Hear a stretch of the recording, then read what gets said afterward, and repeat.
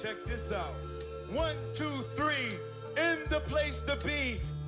Let it rock, rock, rock.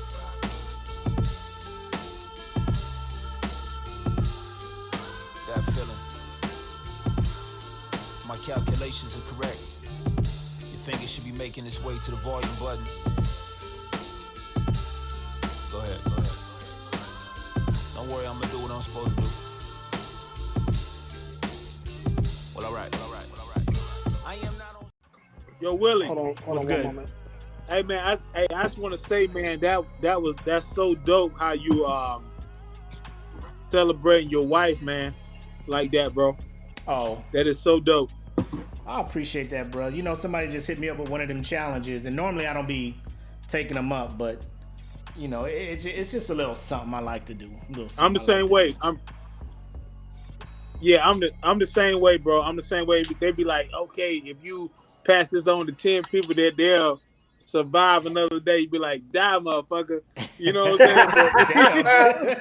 but yo, like for real, like seeing that, man, like talk, man, like it's actually showing, like dude, like you was like mad young, dog.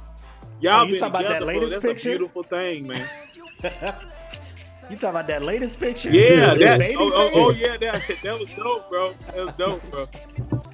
I love it. Hey, marriage be aging motherfuckers like Obama out here, though. No, he got lucky. I don't know how he survived that shit. No, he still look good. No, you still look good. You still look good, bro. You still look good.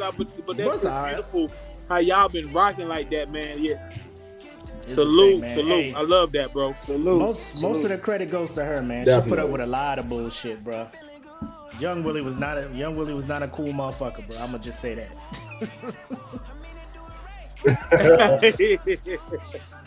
Something else. They say it takes how many years of chaos to equal patience? Bro, I don't know, but she get shit. When you find the answer to that shit, let me know. Shit. She got but no, like we're all patient. But now we're all patient men. But like, yeah, I say like when we were younger, that shit. We'll just go to 0 to 100 real quick, you know? Yes. Yeah. Oh yeah, definitely. How many of those do it take for us to be these patient men? Like, what was your defining moment where you was like, I'm chill? It had to be. It would have to be. I would say like, it was like 35 for me. It's like 35. I was just like, man, I'm too old for this shit. Like, y'all tripping. Yeah.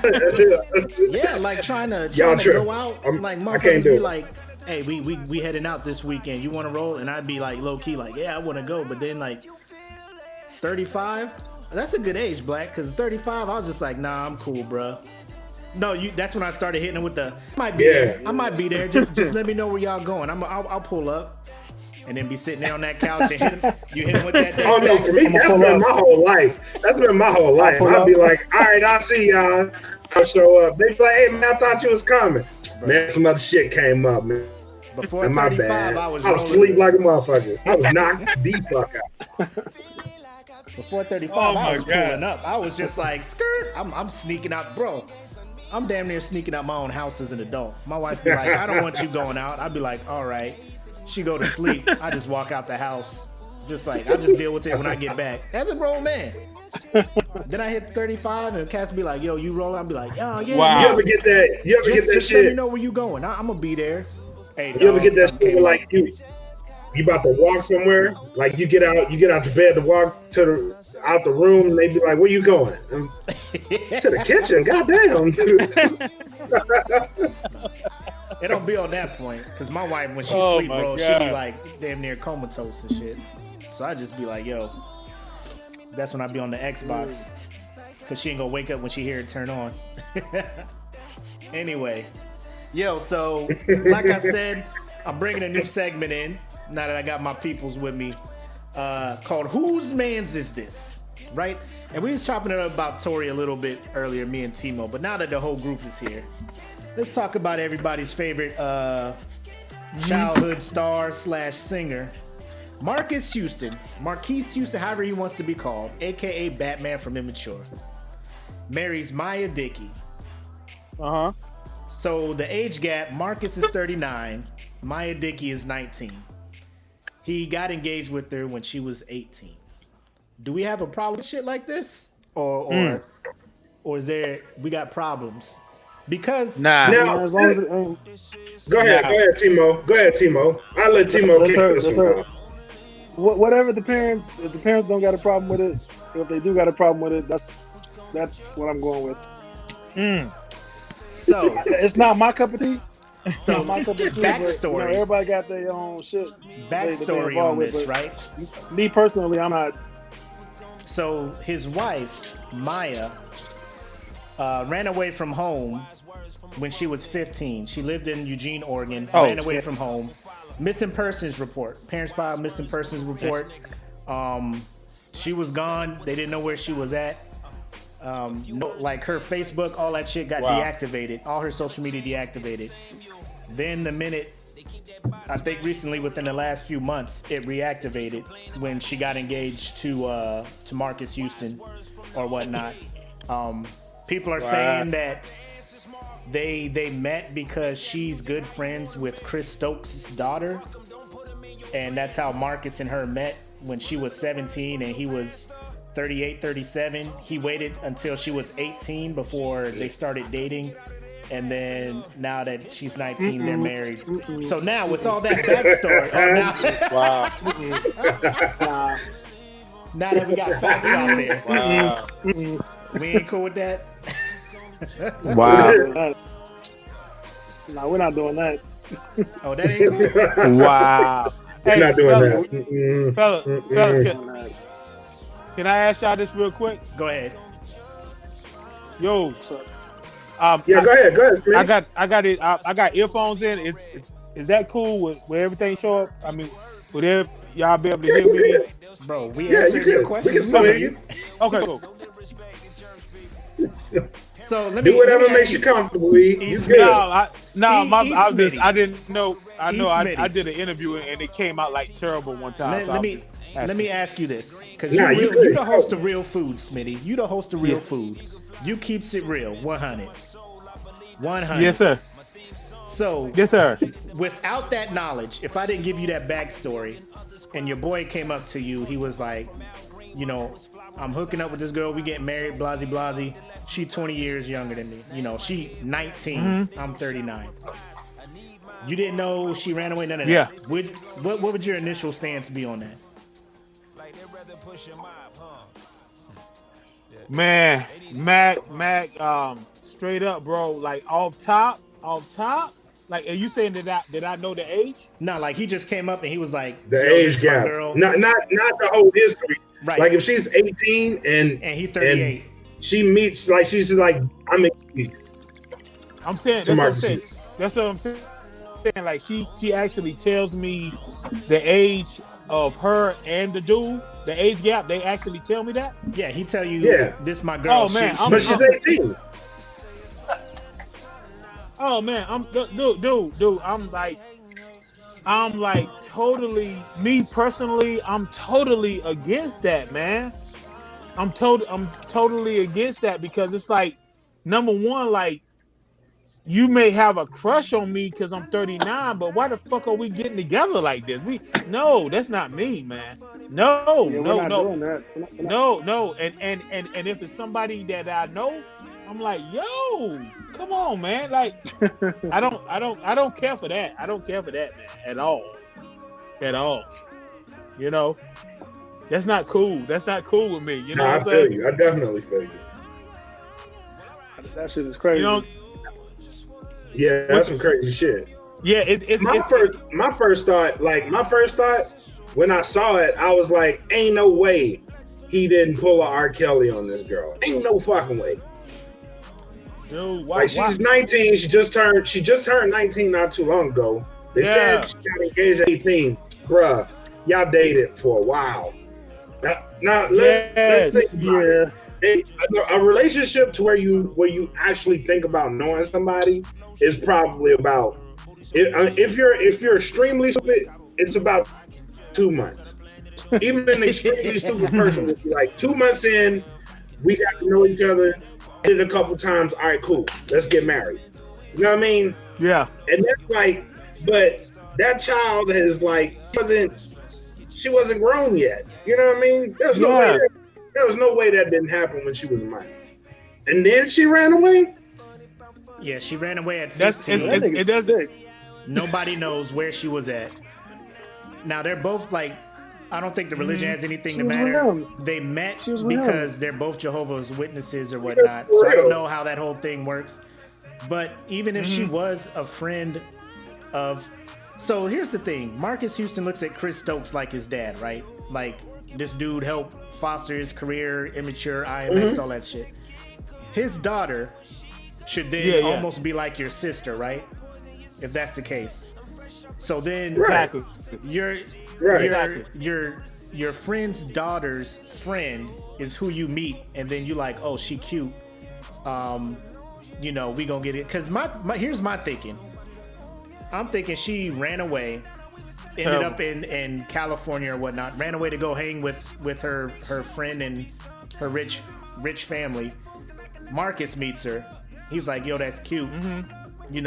And they keep it under wraps until she's legal. And then he's like, oh, look, we engaged. And then 1 year later, oh, look, we married. That's how it appears to me. I think, low-key, he was on some R.Kelly 2.0 shit where you keep shit under wraps until they legal, and then now nobody can really do shit. Straight up. Ain't no doubt. Straight up. Part of that has to go to her parents, too, because her parents be like, if you don't bring your fast ass home, I'm going to fly to wherever you at. Nah, her... I gotta come see Marques Houston. Let me see, because I saw something and it was talking about her mom like lost custody or something happened where she ended up being adopted by the family who lived in Oregon. Yep. So the missing. Hey, Willie. Willie. What up? It's. Go ahead. Yeah, I was gonna say, man. To me, like what, how you breaking down like the facts of that. To me, it sounds like he knew that she had some like troubles going on in her past, and he's like, damn, but damn, she looked good. That's even worse. You know what I'm saying? Yeah. That's even worse. Like, he's like, yo, that's worse. I can like, come here, I'm gonna help you out. Let me get it. Yeah, I get in there real quick. It's like, damn, like, yo, because I think that you should mature. Like, you can always see a younger girl and say, like, wow, she's beautiful. She's a pretty girl. But leave that shit right there. But as far as like lusting after her, nah, man, come on. That's terrible, man. That shit is that's predatory, bro. Straight up. Yeah, but that's part of the reason now. Like, I don't pay too much attention to women outside of my wife in general, because I don't know how old these motherfuckers are now. You know what I mean? Like, you could just be looking at something, and that motherfucker 16 built like a goddamn stallion. Like, you about to catch a charge? Nah. Yeah. We're gonna stay away from that.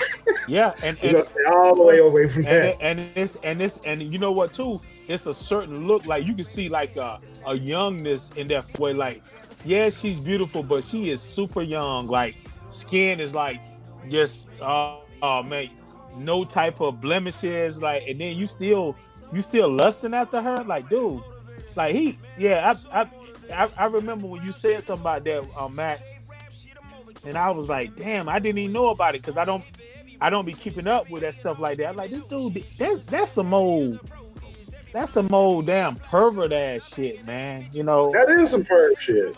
Yeah, it really is. It's terrible, man. It's terrible. Yeah. We got a viewer, my homegirl Kay. She jumped in. She's like, it's a motherfucking problem. It's disgusting. They were lying. They've been dating when she was underage, and I believe that. Big time. I believe that. They just been keeping that shit on the low. I believe that too. I definitely believe that. Most definitely. So this also plays into, I don't know if y'all heard the bullshit California trying to pass in that bill to kind of benefit people with this mindset. To if the youngest person in a relationship is 14, a 24-year-old, so like 10 years is the age difference starting at 14. So at 14, if you're 24, a 14-year-old and not be in trouble. That's the shit they trying to. Age of consent. Yeah. They're tying it to the age of consent. That's crazy, bro. Wow. Yeah, they're tying it to the age of consent. Man, there's so much wild shit going on in California right now, like law-wise. Wow. Like, these motherfuckers they crazy. Wow. These motherfuckers crazy. Hey, y'all. They hiding all type of shit. Hold on real quick. And they do it. Hold on real quick. They do it in little slick ways. You know what I mean? Yeah. They do it in slick ways. We got Mark Socks about to jump in here real quick, and we'll see what his opinion is on it. Man. Ladies and gentlemen, Mark Socks is in the building. I don't know what y'all. He came in immediately. I don't want it, man. What we talking about? Your boy Marques Houston. Your boy Marcus and his beautiful wife of 19. If you're cool with the whole how they got together, how they ended up together type stuff. I don't know if you know the whole story. You know what's going on? Oh, Marques Houston. Yeah. Yeah. I know it's probably great. No. So we looking at Marcus. We looking at Marcus like he is like R.Kelly 2.0. Like he learned from R. Kelly's mistakes, right? Is the same thing? So you think Marcus is like Kelly? So here's the thing. His wife, Maya, Maya, ran away from home. She ran away from home from Eugene, Oregon at 15. Nobody knew where she was at. They filed a missing persons report. Nobody was able to find her. All her social media got deactivated.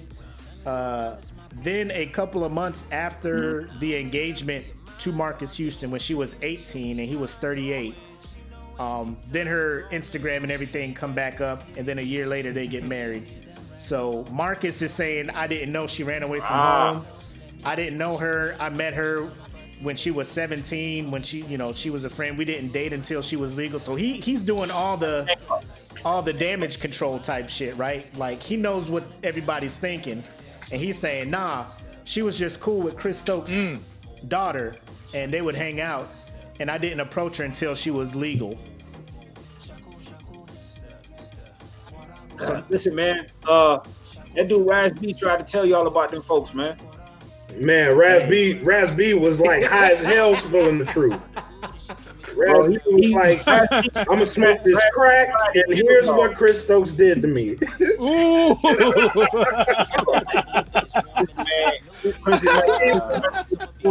was little, man. And, oh man! Listen, man. But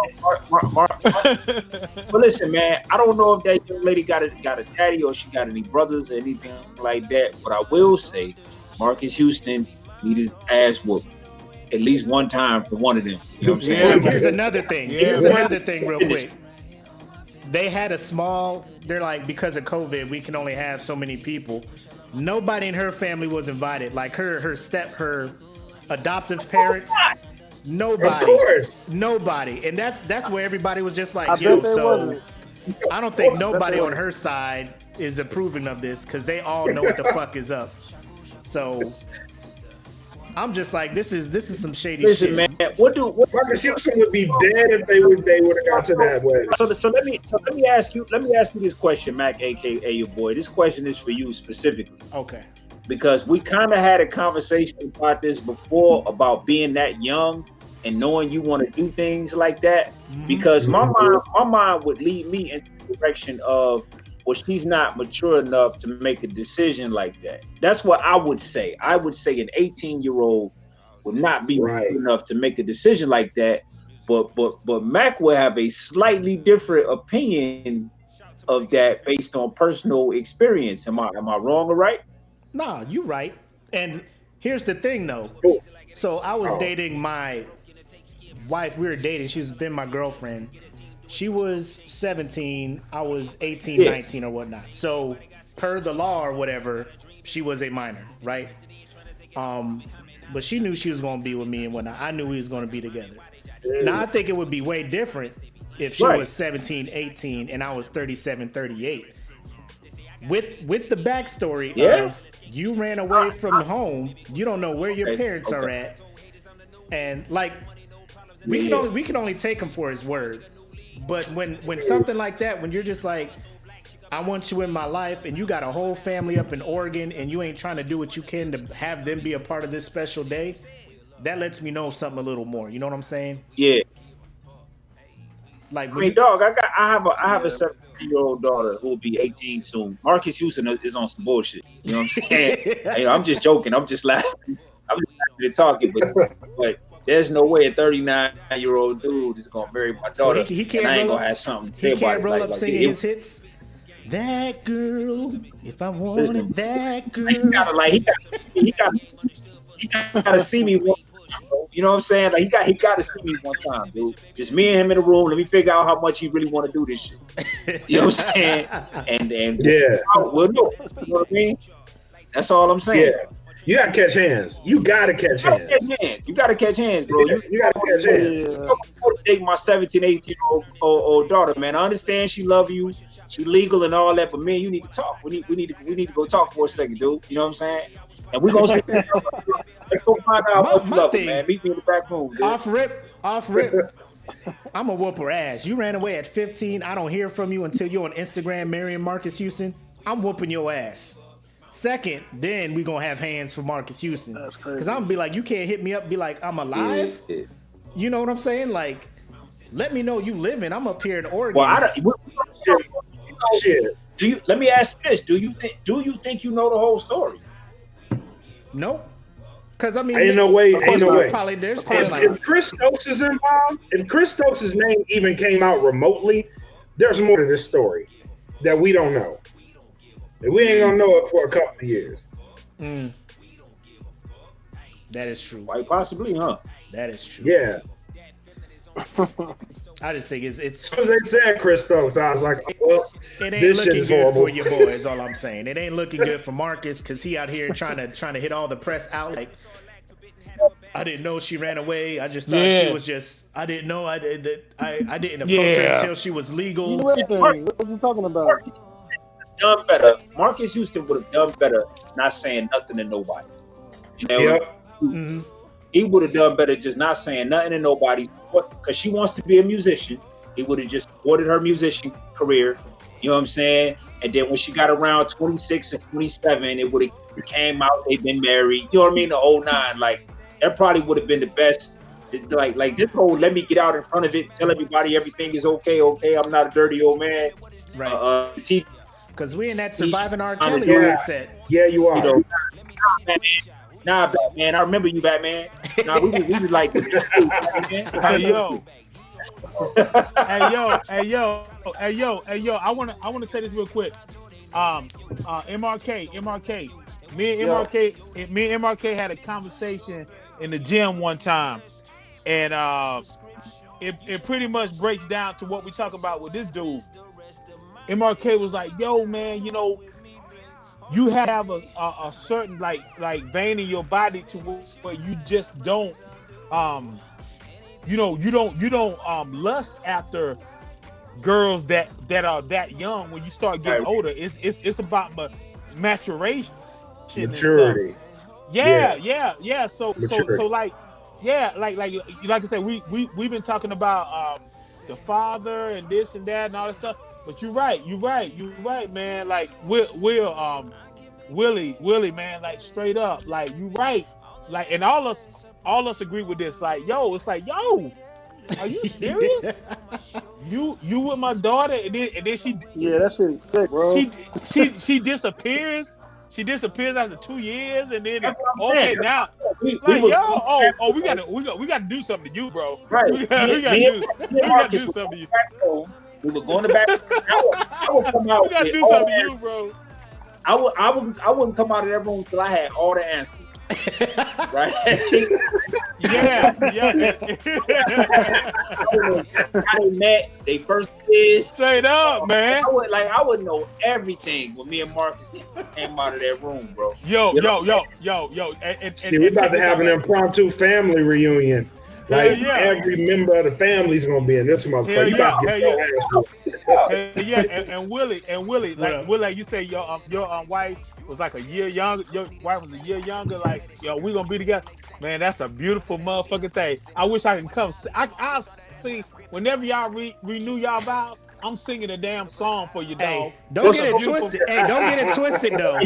Don't get it twisted. When we were dating, when she was 17 and I was 19, don't think I wasn't scared. Like at any moment, motherfucker can pull up and get my ass on some shit. You know what I'm saying?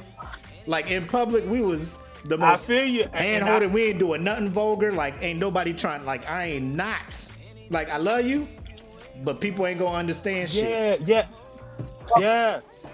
So let me ask you this. The reason why I brought it up was not to solidify the decision. No. And I know. Like, you know, at 18 years old, I wouldn't think somebody would have the capacity, but you obviously did. Like you guys obviously were I gotta say you guys were the outliers. Like that's not normal, right? Like you guys.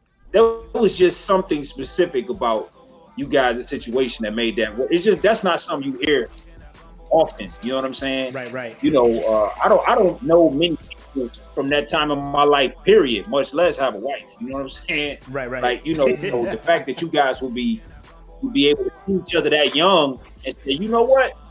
You know that forever thing, me and you. You know what I mean? Yeah. That's different. Yeah, that's dope. That's dope. You know what I'm saying? So think about definitely at that age. And that's something that I didn't think it was unbelievable, but like seeing you and your wife, because like I said, we pretty much just met, you know, Makk.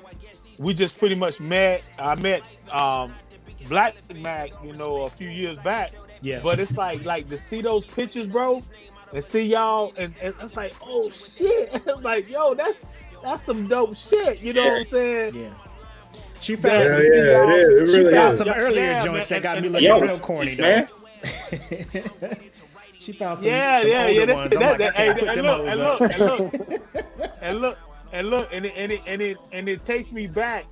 It takes me back to where you did that podcast where you were saying that you was getting into some trouble. That podcast you was talking about the preacher and how his views on Facebook and all that stuff. Yeah. And you like they still accepted me. I was like, I said, nah, this is motherfucking 4-star general talking shit. Now I'm like, oh shit. Oh, I see the picture now. Yeah, you was wild out in that motherfucker back in the day. Goddamn it. That picture. You had that look, bro. Yeah, because the only reason I'm wearing red is because she wanted to wear red in that picture, right? And at that time, I'm in the streets, you know, running with people. That's dope, claiming I was a Crip. So that was like blasphemous for me to do that. And she the one that made me do that. You know what I'm saying? You was in North Carolina too, right? Nah, this was in San Diego, man. That's where I met her at, San Diego. My dad was stationed out that way. Oh shit! Yeah. Woo! Okay. Oh yeah! Who is trying to join down? I'm with you, brother. I'm with you. I'm with you, man. All right. So real quick, that's a happy ending. We'll put a bow on that one. A happy ending. I'm just saying, Marcus looks suspect, and like my man Mark said, we gonna be in that room. We gonna have a talk. We gonna have to get some Uber Eats because ain't nobody leaving this motherfucker for a minute till I get the answers I need, motherfucking shit. Yes. Every answer. But before we move on to the next topic, now that we got both from here, my man is immature. Man is immature. Yo, so T.Mo gonna be quiet the whole time.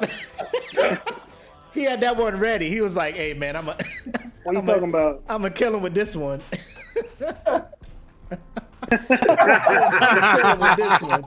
Hey, he immature though. Man, I'm just speaking my mind. So now we got both T.Mo and Mark Socks here. So the reason constantly all about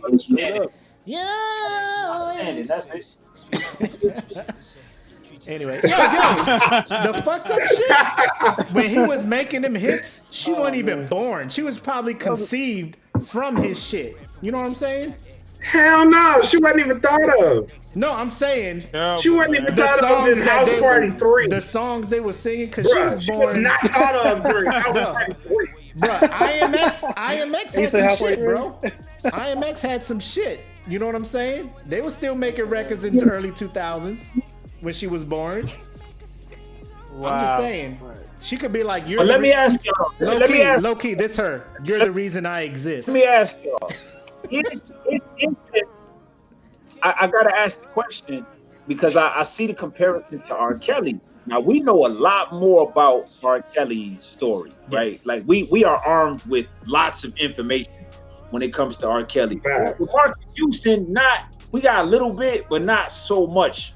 So is it you learn not to film? You can't film it. Is it a stretch to say like R.Kelly because of the because let me ask, if you got isn't a 17-year-old and a 12-year-old or 13-year-old different? Is that different? Is it? When I would say when you're looking at the age, and I'm saying what we comparing the two. I'm saying they both bad. I'm just saying that right. Now I don't want to say he's 100% is it different? R.Kelly level because R.Kelly was a villain. He's a goddamn villain. I don't think it's. You know what I'm saying? I don't think it's different. Go ahead, T.Mo. I think it's all the same. I think both of these. I mean, Marques Houston ain't out here calling himself the Pied Piper either. You know what I mean? Like he might be doing that in private. And it would be interesting if now, like, say for instance, coming out, like if more young girls start coming out. Now here's the Pied Piper. Makk, man, bro, man, you wild. You know why? I think Marcus sat back and he watched all the shit happen with R.Kelly, and he was like, "We gotta be careful. We gotta be careful." Like he watching Lifetime surviving R.Kelly, he taking notes like what I cannot do, what we cannot let out, what we can. You know what I'm saying? Yo, he's taking notes. He like, hey, girl. But that's bold though. You know what I mean? That's so bold. Like to even do that with surviving R. Kelly just in the wings for R&B singers. Yeah. Like you can't even approach that situation.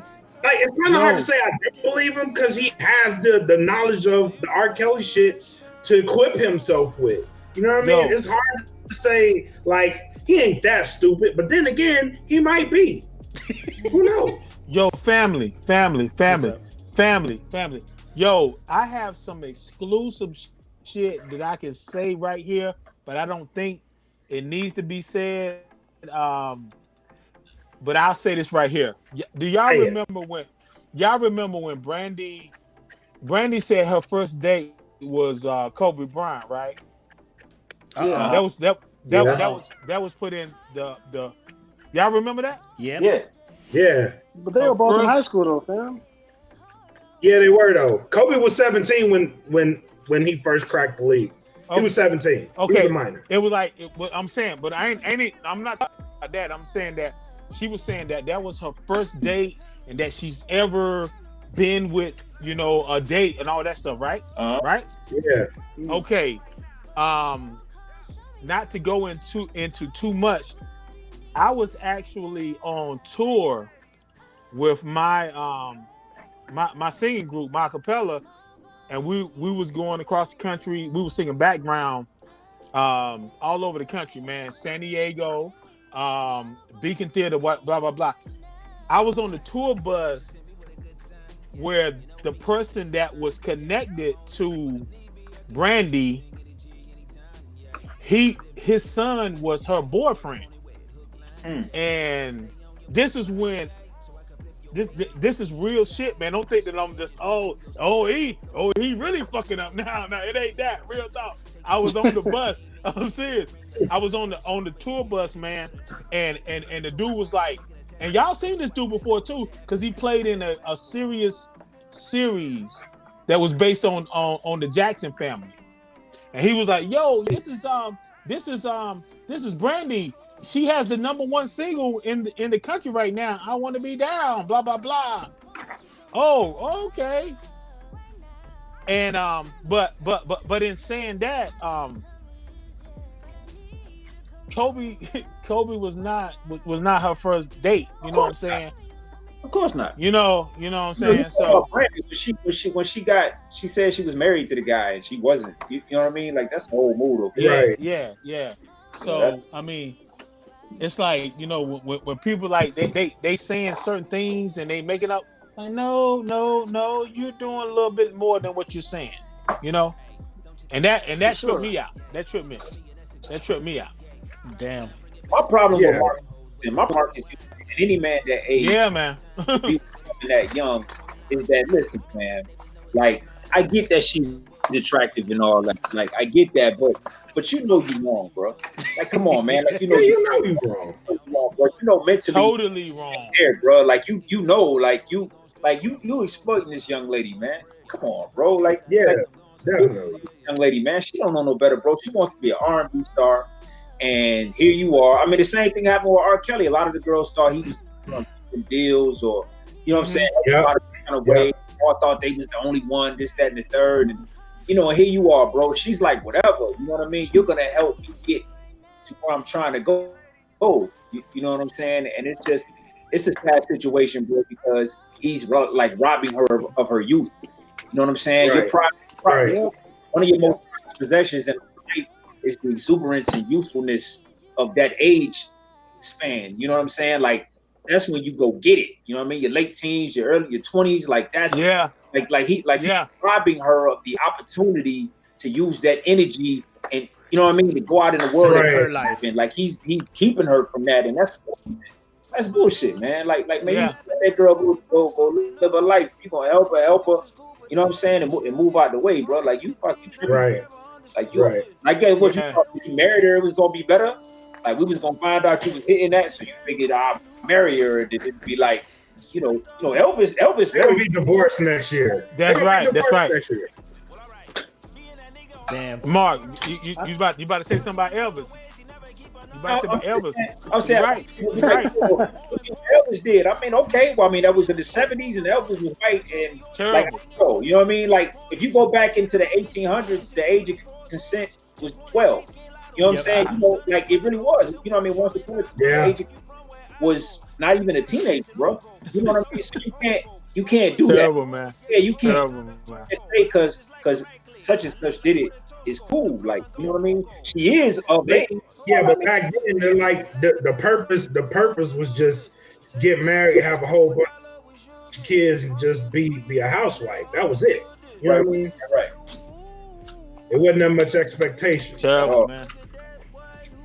Damn. Man, that shit is sick, bro. So everybody, for the record, it is, bro. For the record, everybody here got a problem with Marcus, right? Yes. Yeah, hell yeah. Yes, sir. Yes, sir. I think that the only way I let Marques Houston go is if I see her. I need to see a male representative in her family, right?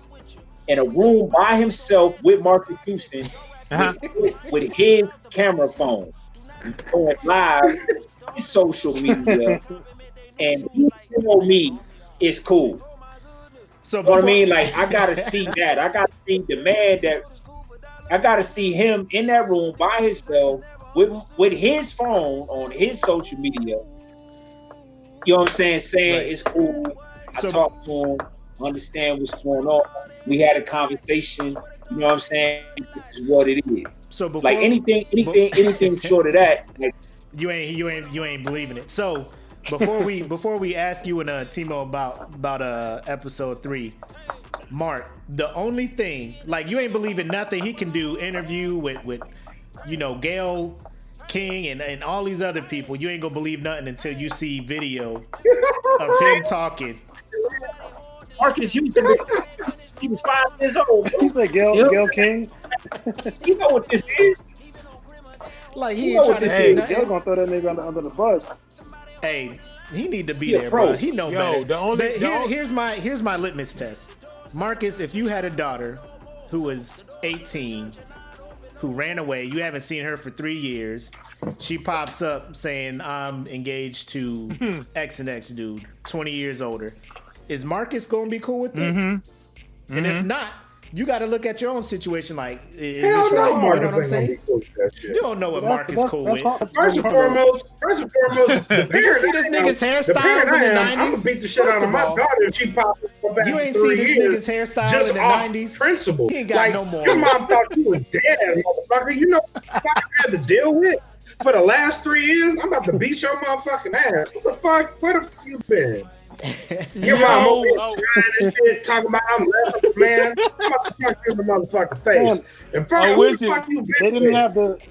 Everybody involved in this situation has to catch hands. Yeah, because it's like all these of age women out this motherfucker, and you fucking with my 17-year-old. Get the fuck out of here! I'll kill your motherfucking ass. I would have to. Yeah, bro, the cash app would have to bring off. God damn. The cash app would have like, I would have to. I would need the cash app to bring. That way, I don't die as soon as I see him. At least the cash app would make me listen to him. You know what I mean? Like, for real, man. You got 10 seconds. I'd have to pull up. I'd be riding with my hand like this. I'd be riding with the phone in my hand. I look. Oh no, it's on. I see him, I'm just laughing on him. You know what I mean? All right. If the cash app go up, I might sit 6 feet away.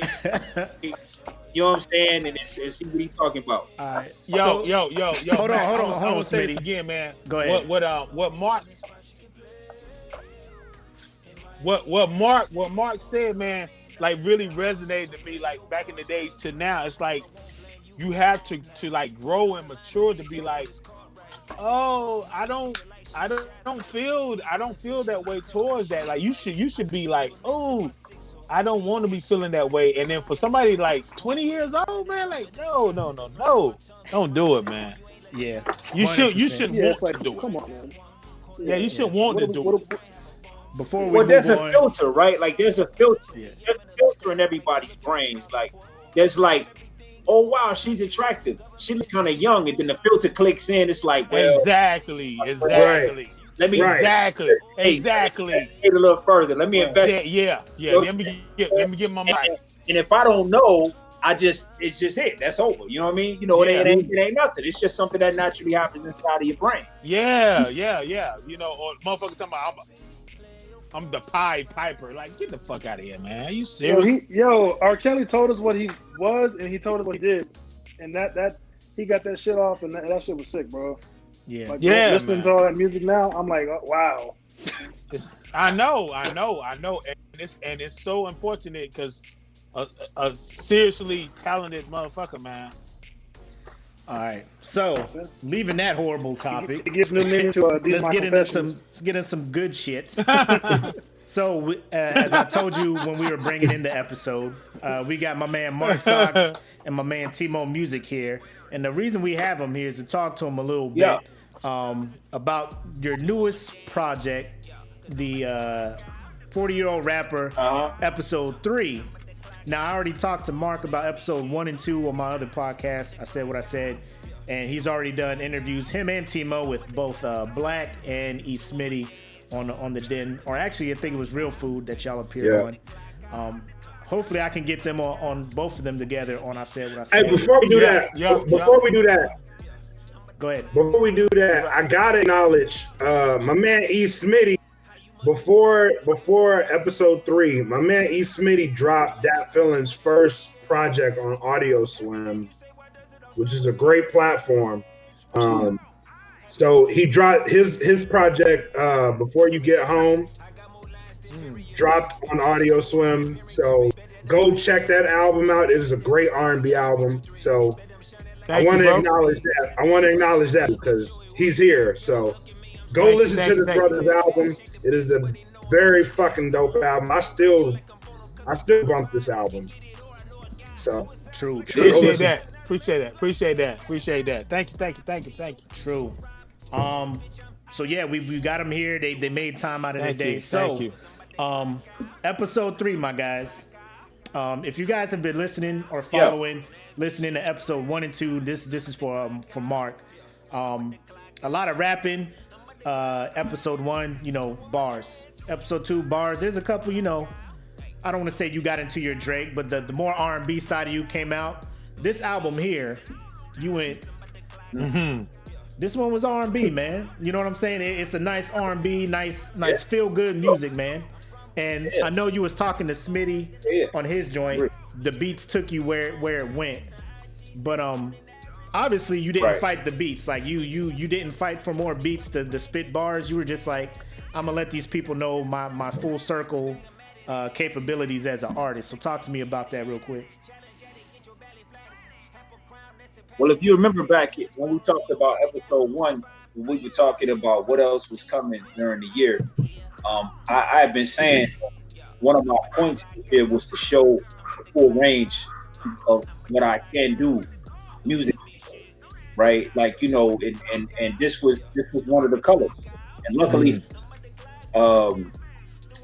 for me, T.Mo doesn't produce music in tracks, right? Like he produces from vibe, right? So everything's a vibe. So the entire project, the whole vibe of it was created by him. You know what I mean? It was like, this is what I'm feeling. This is what I'm on. Match my vibe. That really is what it was. Yo, match my vibe. This is what I hear you doing, fam. This is what I hear you. Yo, check your email. Oh, okay. You know what I mean? Like, it was that simple.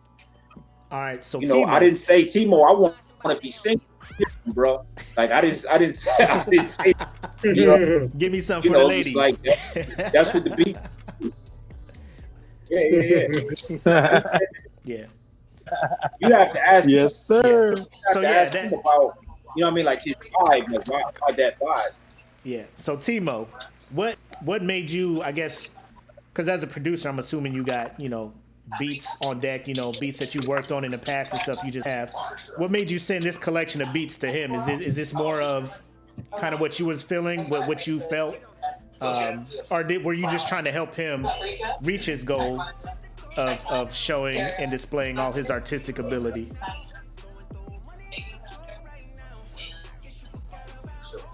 Well, I knew he had the abilities already, just based off of a few records that we did prior to this.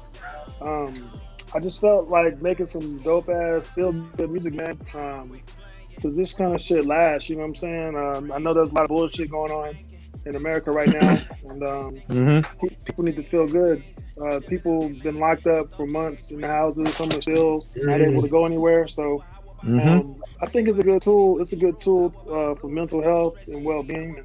And I think that we made a pretty important EP, man. I think that you could look back on this, y'all definitely 5 did. years, 10 years from now, and still rock out to it. You know what I'm saying? Like incredible. Weddings, Definitely did. like weddings, yeah, man. Like straight up. So I'm man. I appreciate working with him. So it was definitely a good look for the both of us. Something different, you know what I'm saying? Something different to have under our belts, for sure. And I look forward to making some more different sound shit. Yes, sir. What you got for him, Black? No doubt. Now I want to ask this question. to MRK because I've had a little bit of time to digest the album, and in comparison, so it seems like you're on a trip from volumes 1 to volumes 3.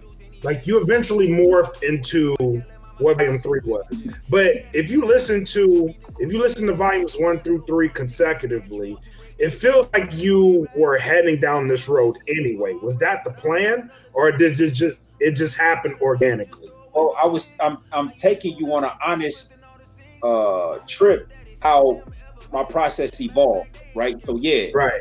The answer is yeah. You know what I mean? What I did this year was I did not stand in my way. I didn't say, man, I'm not gonna do that because they're gonna be thinking I'm trying to be a singer. Like I didn't do that. I said, well, shit. I mean, it is what it is. You know, right. I didn't mean to do R&B album. I didn't mean to. It's just that's what the music. That was what was happening at the time. Yeah, that's what was happening.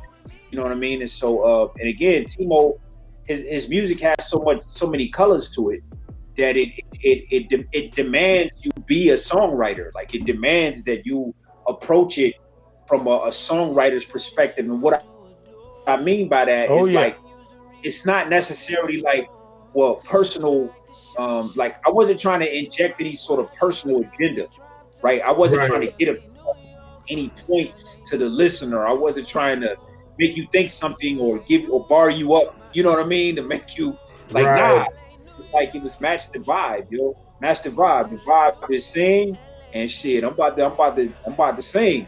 And y'all should have seen me. Man, I'm about to bust a damn vein in my forehead trying to get some of these notes back. You know what I'm saying? Like, you know what I mean? It was necessary. You know what I mean? Like that's. I wanna interject real quick, man, and say that I'm gonna tell you something that really like made me feel like incredibly good, man. Seeing Makk, aka your boy, Black Makk, and seeing them, man, like how y'all was making them videos, man, how y'all was jamming. I said like this is squad, like squad. Jamming the squad music, man. That shit right there makes me feel, because we want millions to vibe with us, but the squad got to love what we do too. And to see y'all jamming, like I was jamming that, I didn't record my stuff, but I was like, shit, this shit right here is like real, like incredible, man. That shit made me feel so good, man. Cause y'all have an incredible piece of work, man. For real. Yeah. Y'all really do. Real talk. My shit is the Zaddy song. I don't know why the fuck I love that Zaddy, song so much. That Zaddy crazy, song man. is like, that shit come on. Like I be up in the car going, I love shit. I love it. I don't even record myself, but when that shit comes on, I'll be like, oh, that's my shit. That's Zaddy's boy. That's Zaddy's. I'm You saying, man. different shit if I record myself with the Zaddy song. I love that Zaddy that song, shit goes man. hard. Yeah. Yo, It's funny because like when I hear the album, I think of many different producers. You know what I mean? Like I can hear a song, it's crazy. I can think of many different producers, and then the back of my mind tells me T.Mo made this whole shit. So it makes me say, like, what were you thinking when you made something like a Zaddy song? Or what were you thinking when you made something like a Pillow? Because these are incredibly abstract types of tracks that you wouldn't normally think the vibe to, you know what I mean? But I guess the combination of you two made this shit a vibe, and it worked out perfectly. So what was your thought process like? Were you just like, fuck it, I'm gonna just throw the beat out, or this is my idea and I'm just gonna work with it? Or did you have some type of process with it? This is T.Mo. Oh, your mic off, bro. All right. I said you gotta season your steak properly. If that makes sense. Yeah. You gotta season it properly. You gotta cook it just right to enjoy it. So, I treat music the same way. Okay, that's a damn good answer. That's a damn good answer. Yeah. So you and that it works out well because you are calculated. And MRK was just like, fuck it, I'm gonna just go with the flow. And then you have like, it's a yin and yang type of album that just flows very perfectly. That's it's evil genius shit. You know what I mean? In a grand scheme of things. Yeah. It's very I'm envious. Like I'm very envious of how this album came together. Because I'm trying to make one of myself, and I'm like, I'm constantly trying to create ideas, and then I'll shoot some shit to MRK and he's like, do this.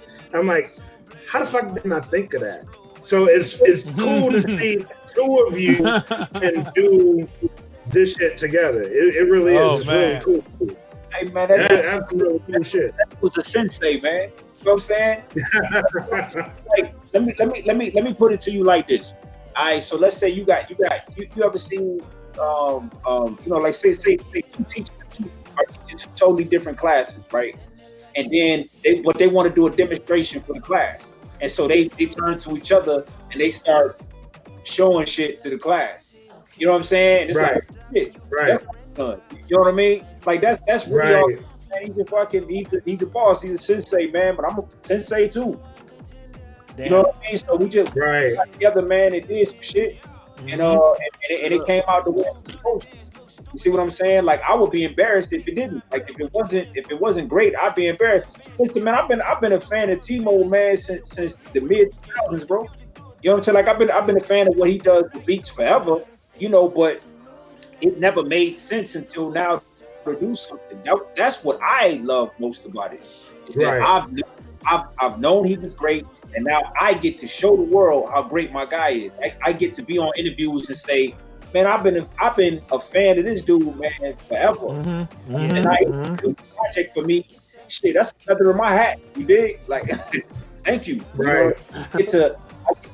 Man, I'm on a lot of different types of stages. Like I'm in front of a lot of different kind of people, and so for me to also have that in my catalog to choose from, if I need it, is a really big deal. Anybody that's performed it, you know, Makk, like anybody that's performed in front of different crowds, a lot of times you want to call audibles. You like, man, but nah, you know what I'm saying? I'm gonna do this one. You know what I mean? And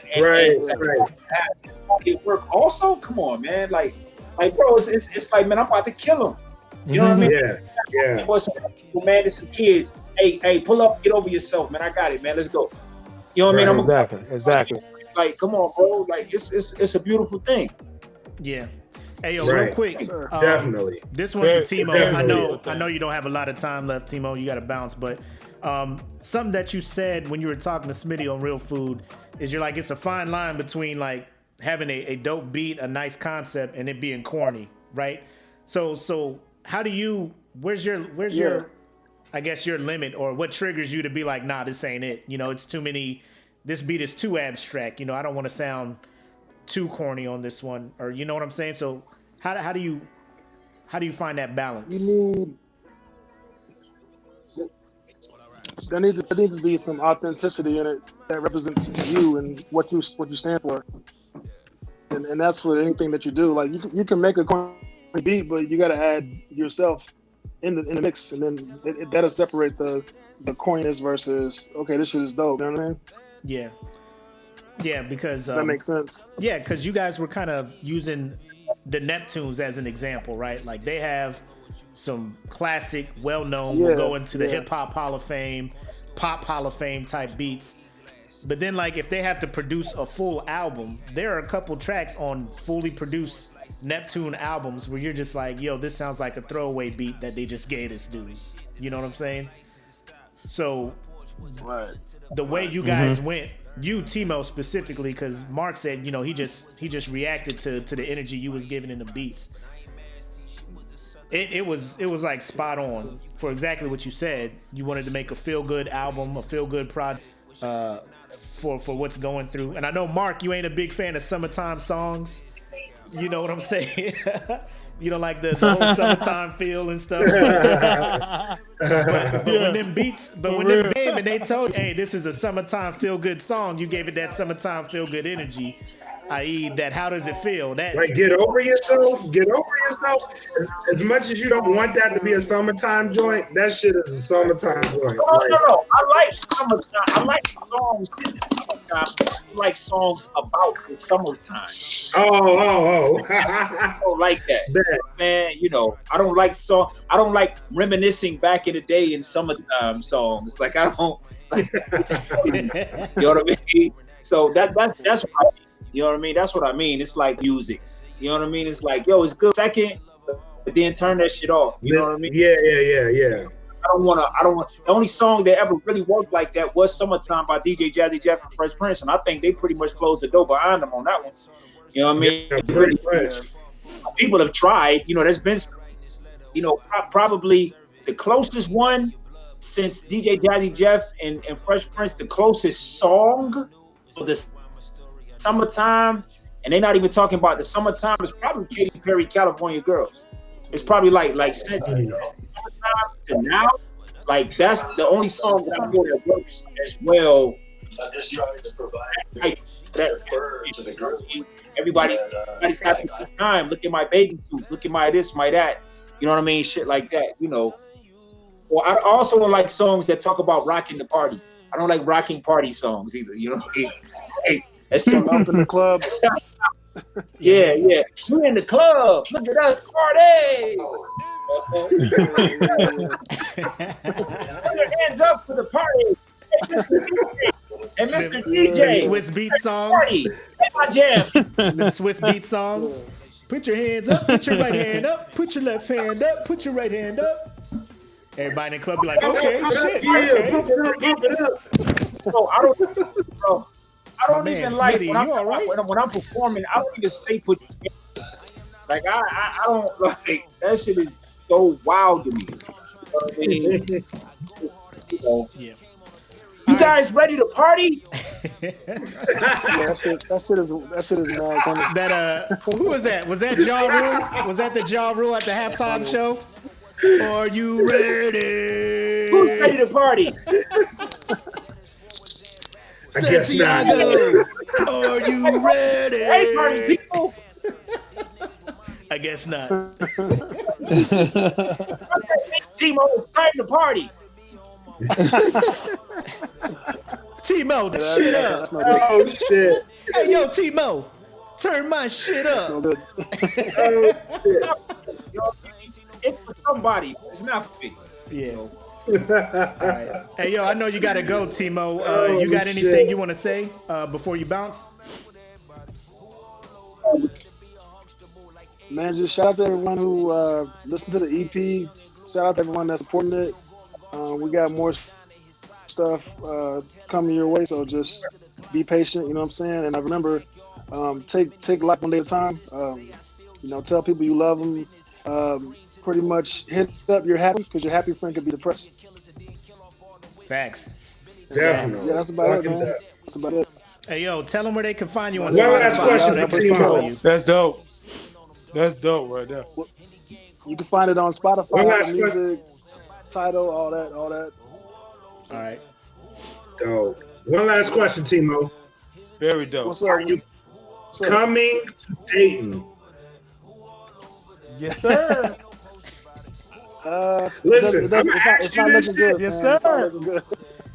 Come on, man. I'm gonna ask you this shit until it's a yes.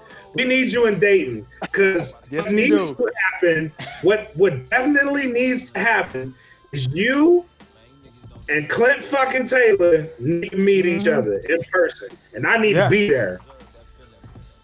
And So 110. whatever. Huh? Say what? Never say never. Bet.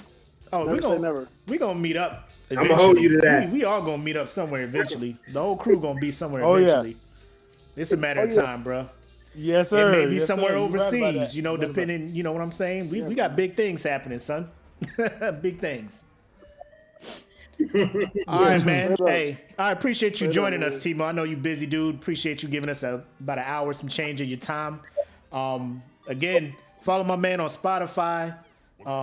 He on IG, T.Mo_music, man. I appreciate you, bro. Thank you for rocking God with bless us. y'all, man. God bless y'all. For All sure. right, man. You Easy. too, bro. Cool, man. It's a cool ass dude. You listening to that Mark? Cool. Uh-huh. Hey, you hear it? Super You cool. hear it? Hey, you want to know something before we get into our next subject?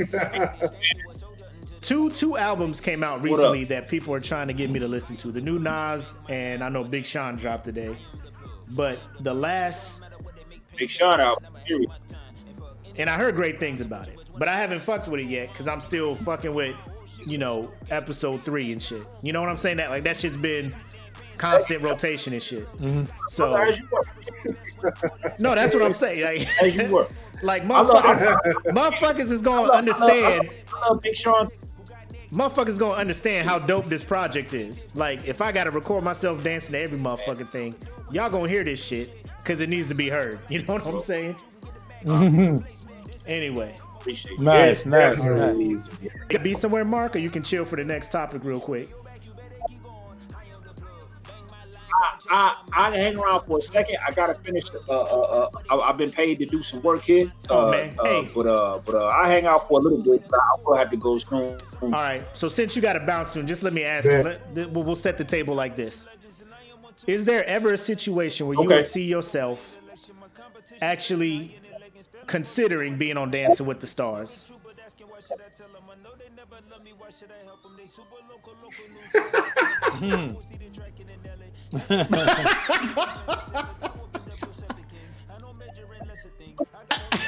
You know what?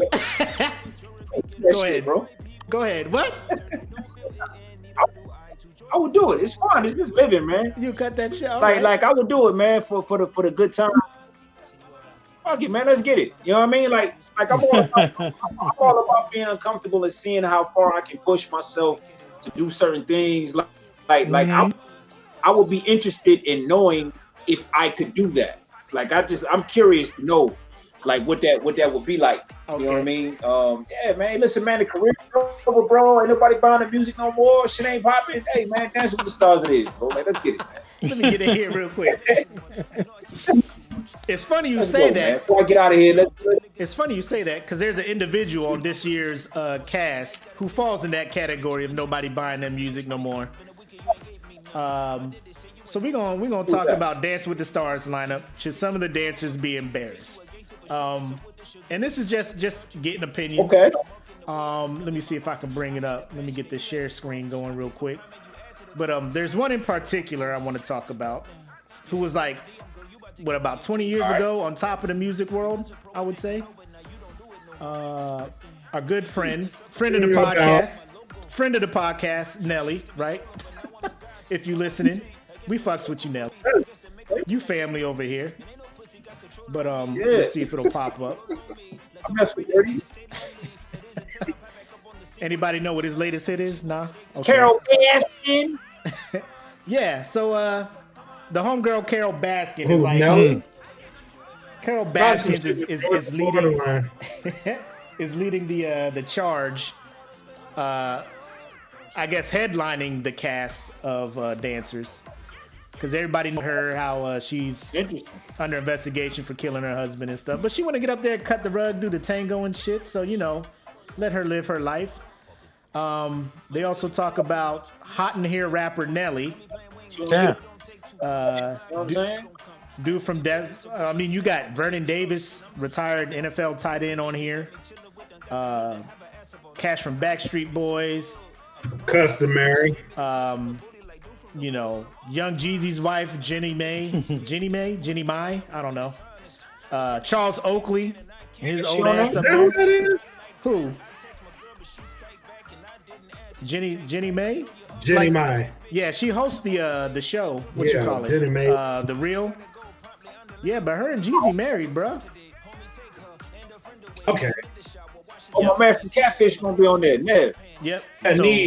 Catfish. I love Need. Catfish on there. And then you got old buddy, the ice skater, Johnny Weir. So the reason I asked, should people feel embarrassed? And I ain't trying to, super clown people because, they successful. They did their thing. And like you said, they live in life. Let me just go out here and cut a rug. Maybe get my career back up, get some shine a little bit. But I'm just saying, it's something when you portray that image like Nelly did. Like, I'm out here in the streets, Saint Lunatics, we running shit. And now he about to be up there cha-chaing and, tangoing and shit. Like, do you feel it's something like that they need to be doing? Do you think it's hit a point where they're like, bro, shit is slow. Like, your agent comes to you like, bro, there's always Dancing with the Stars or Masked Singer. Shit like that, like Masked Singer or there used to be another celebrity show like that, but like when it comes to that point, are you just like at what level does pride kick in when you're just like, nah, man, I'm cool, I think when them bills, when you're looking at that budget, house for the house. And somebody said, yeah, they say you can do such and such, you know, and usually after this, people X, Y, and Z, I think you get to looking at that shit, man, you be like, hey. You know what I mean? It starts it in, you know what I mean? You know, like, man, I've been known to hit a all of my time, man. You know what I'm saying? You know, I cabbage patch with the best of it, man. I got a little Charleston in me, man. Out, you know what I'm saying? Yeah. You know, they say 15 grand an episode, huh? Yeah. Do they? But you gotta make it though. Wait. Is that true? You gotta make it true. 15 grand an episode? Yeah, you get like 15 grand an episode. Oh, well, fuck, bro. Wow. I didn't know that. I just thought you get the money at the end. I thought you had to win to get it.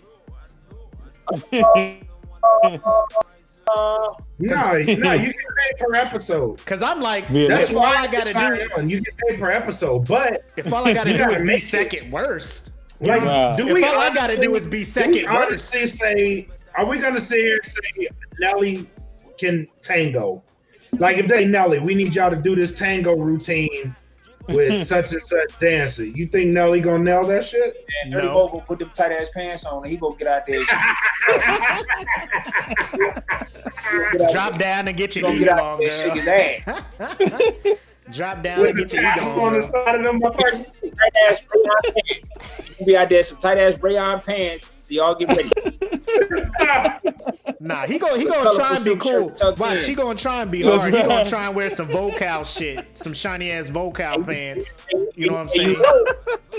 Hey, you know, he got muscles, so he gonna look funny as hell. Like you know how this goes. Look funny as hell. You know how this goes. He was dancing his ass off in that versus battle. Man, y'all killing me, man. They've been like, they gonna tell you what they've been like. Hey, yo, man, I gotta get up on it, man. Y'all killing me. I gotta go. Hey, y'all take care, man. Y'all take care. Oh my God! Saying, y'all opened my eyes. Man. I had no idea. I had no idea they got paid per episode. I'm thinking like y'all ain't gonna make it to the end. But if all I gotta be is the second worst to not get voted off and get 15 G's an episode, bruh. Hell yeah. I'll be like, hey, T.Mo, it's in the turn that zaddy shit up. T.Mo, turn that shit up. Mamacita. All do is tight ass dress clothes, bro. That's it. Oh man, bro. With all of the shit, all of the buttons on the side. Like. Walking around looking like a damn military training instructor and shit. You know what I'm saying? You got the shirt garters on and shit. Hey man. Hey, appreciate you kicking it with us, Smitty. Smoke. Man, Smoke Pit, man. Yo, I love y'all, man. Y'all family, man. I love y'all. I love y'all, man. Just wait until Dayton. This shit's about to be crazy. Oh man, I'm so like, man, I'm over the top, like thankful, man, that we did this, man. Like I really love y'all, bro, and I'm gonna get my ass up in the morning, man. But I'm telling you, I'm gonna get up on a high. Like, yo, this shit was beautiful right here, man. Yo, y'all killed me. And I'm hungry as a motherfucker right now too. Y'all killed me this last shit. Damn fucking Mark. All y'all, man. I love y'all. I love y'all, bro. Love you too, man. Hey. And I'm out. Yes, sir. And I'm out of this piece. Hey, man, I gotta go, man. All right, fellas. I don't want to go. All right, okay. Peace, man. Peace. All right, fam. All right, shit, man. That shit was good, man. I love fucking with them. Hell yeah. All right. So I know what most of y'all came here for, and we gonna get to it. Let's talk about not worst superhero. We talking about the best superhero. Let me go ahead and fix this shit up.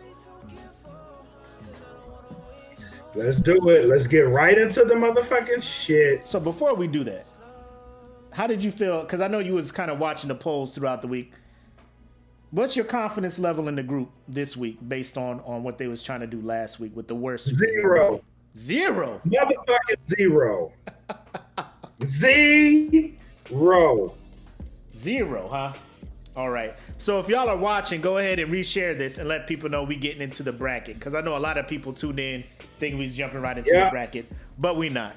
So I just may reshare it myself. But if you are watching, feel free to reshare this and let people know we about to get into this superhero bracket.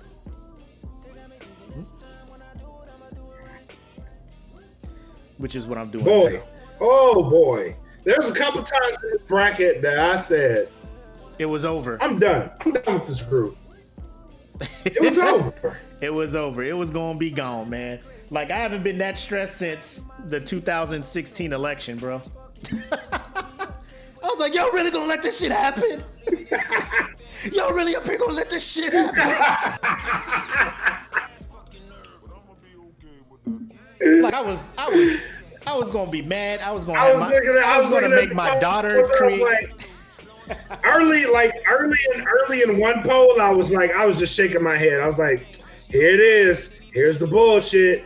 And then, like, when I saw the final tally, I was like, fuck this group. I'm done. I'm done. I'm fucking done. Oh, man. I can't do this shit no more. So for y'all who have been in the group, I asked a question probably about a month and a half ago, 5 best superhero movies. And from that, I came up with this seeding list. So right off the bat, let me tell you the names of the movies who were already guaranteed a spot in the best superhero bracket. So The Dark Knight was the 1 seed, right? Black Panther was the 2 seed. Winter Soldier was the 3 seed. Or actually, Deadpool was the 3 seed. Winter Soldier was the 4th seed, right? We also had Watchmen that was automatically in there. Blade, Avengers Endgame, and Thor Ragnarok. Those movies were automatically thrown into the bracket based on the number of votes they got. And then based on the odd number of teams and all that, we got some playing rounds. So the first one I want to talk about is Batman, the OG Batman 89 versus Deadpool 2. The group moved the OG Batman on 33 votes to 20, so Deadpool 2 did not advance. How you feel about that one? You agree? I agree with that one because I thought OG Batman was good. And this is about the extent of my confidence in this group. I think my confidence leaves hereafter. I fucks with it. Because outside of OG Superman, Batman 89 kind of showed Hollywood that superhero movies could be profitable and shit, right? Because there's a string of movies between Superman 1978 and Batman 1989 that they tried to make that were not good. And they were just like, well, fuck it, I guess this don't work. They were not good at all. So I agree, Batman should have moved on. Next up, we had Logan going up against Wonder Woman. The group moved Logan on 50 votes to 12. How did you feel about that? Wait, which one was that? Logan and Wonder Woman.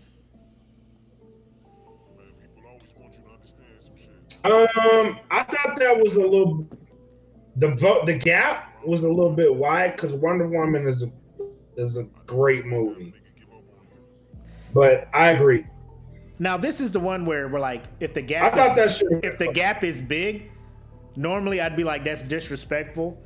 But I mean, I think some of the people who voted for Logan, they actually do appreciate Wonder Woman, but only, you know what I'm saying? Like the vote is like yes or no for either one. Yeah, I can see that too. Yeah. I can see that too.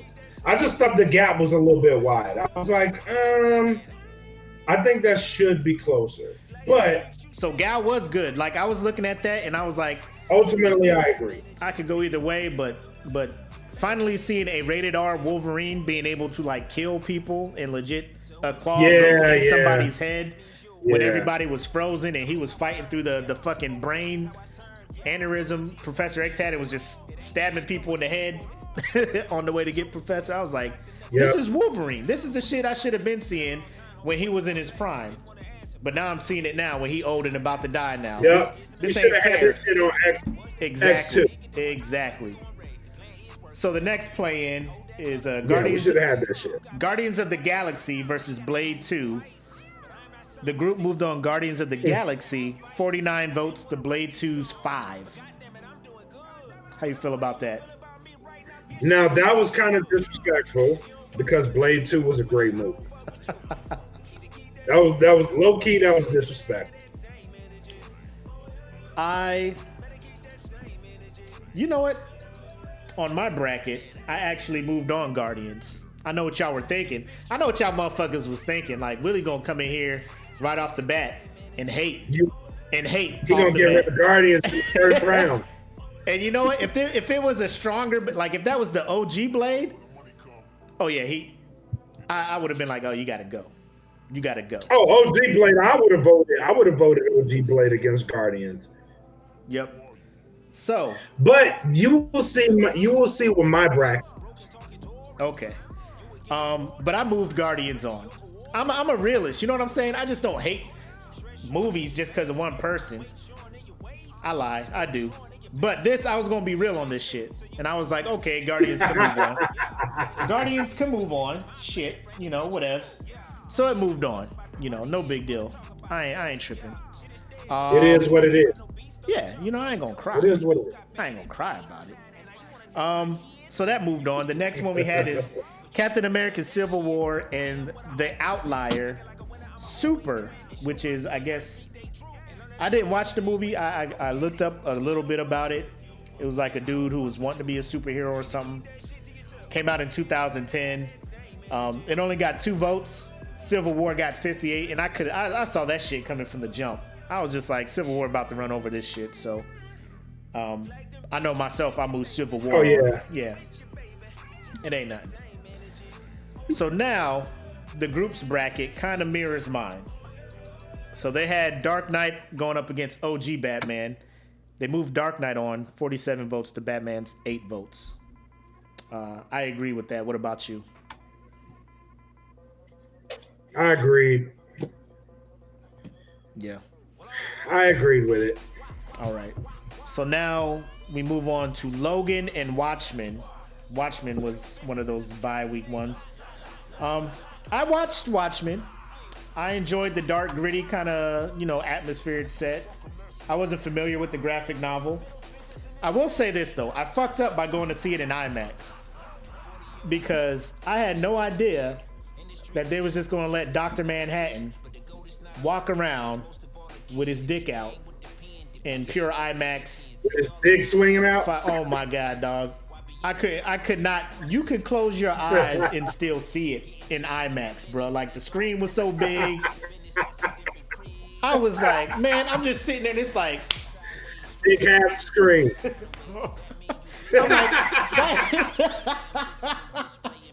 I'm like, why is this dude's dick? I was like, this man can't materialize clothes? Like, how powerful are you when you just like, I'm going out here naked. Fuck it.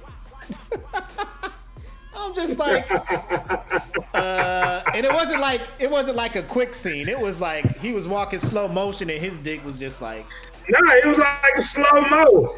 It was like slow-mo. He's like, here's my dick and die, Vietnamese people. It's like, damn. Zach. Be like, man, I just got killed by this dude with his dick out. You know what I'm saying? Like, with his dick out, blue dick just slinging. Second. How did you die? Blue balls. Second.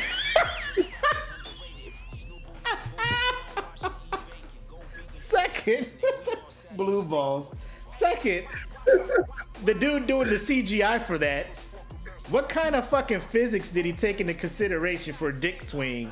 You know what I'm saying? Like, it was just. I'm like, right, why did y'all spend so much time on this scene? There had to be a lot of porn watching. You know what I mean? Like, why are y'all spending so much time on this scene? Like, oh shit! So because of that, I voted. Shady Brooks said he wanted everyone to know. Look at the care that they took in. Look at the realistic sway of the balls. You know what I'm saying? Like the dick sway physics were. If there was an Academy Award for best genitalia physics, it would have went to Watchmen for that scene. But definitely. Because of how scarred I am from that scene, I went with Logan, and I was just like, I try to do everything I can to forget Watchmen. That's just me. Now the series on HBO is great. Now I went with. Yes, it is. I went with Logan, but that was a hard one. That was a really hard one. Right. Because I liked Rorschach in that movie. Yes. Which Rorschach is cool. I also liked the comedian for a little bit until I found out like he was an asshole. Yeah. Even I ended up liking the comedian throughout that movie. And I was like, he's an asshole, but the way he sees things is kind of spot on. Like he sees it for what it is, but his response to it is just like, I'm gonna be an asshole. Big blue dick. That is, every time I hear Watchmen, that's all I think about, man. Nobody told me to not go see that in IMAX in the third row. I was in the third row, IMAX. Just dick. Now, first and foremost, yeah, I saw it in Qatar. Yeah. The first time I saw this movie was in Qatar, so that scene was edited out. So the second time I saw it, I was like, well, they didn't show his dick before. What version is this?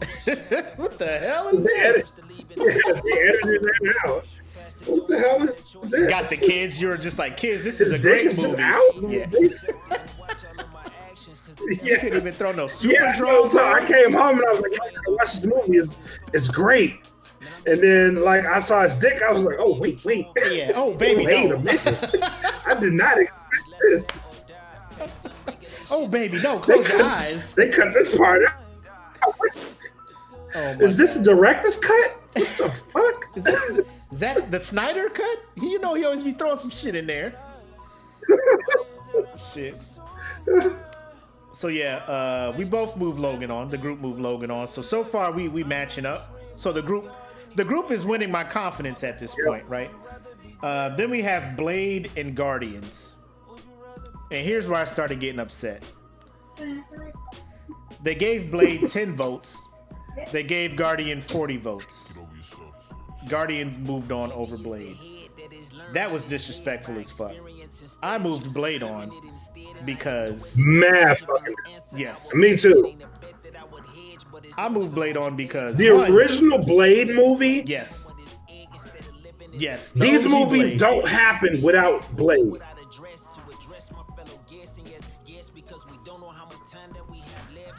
I try to tell them. They don't want to listen. Ain't nothing more to say.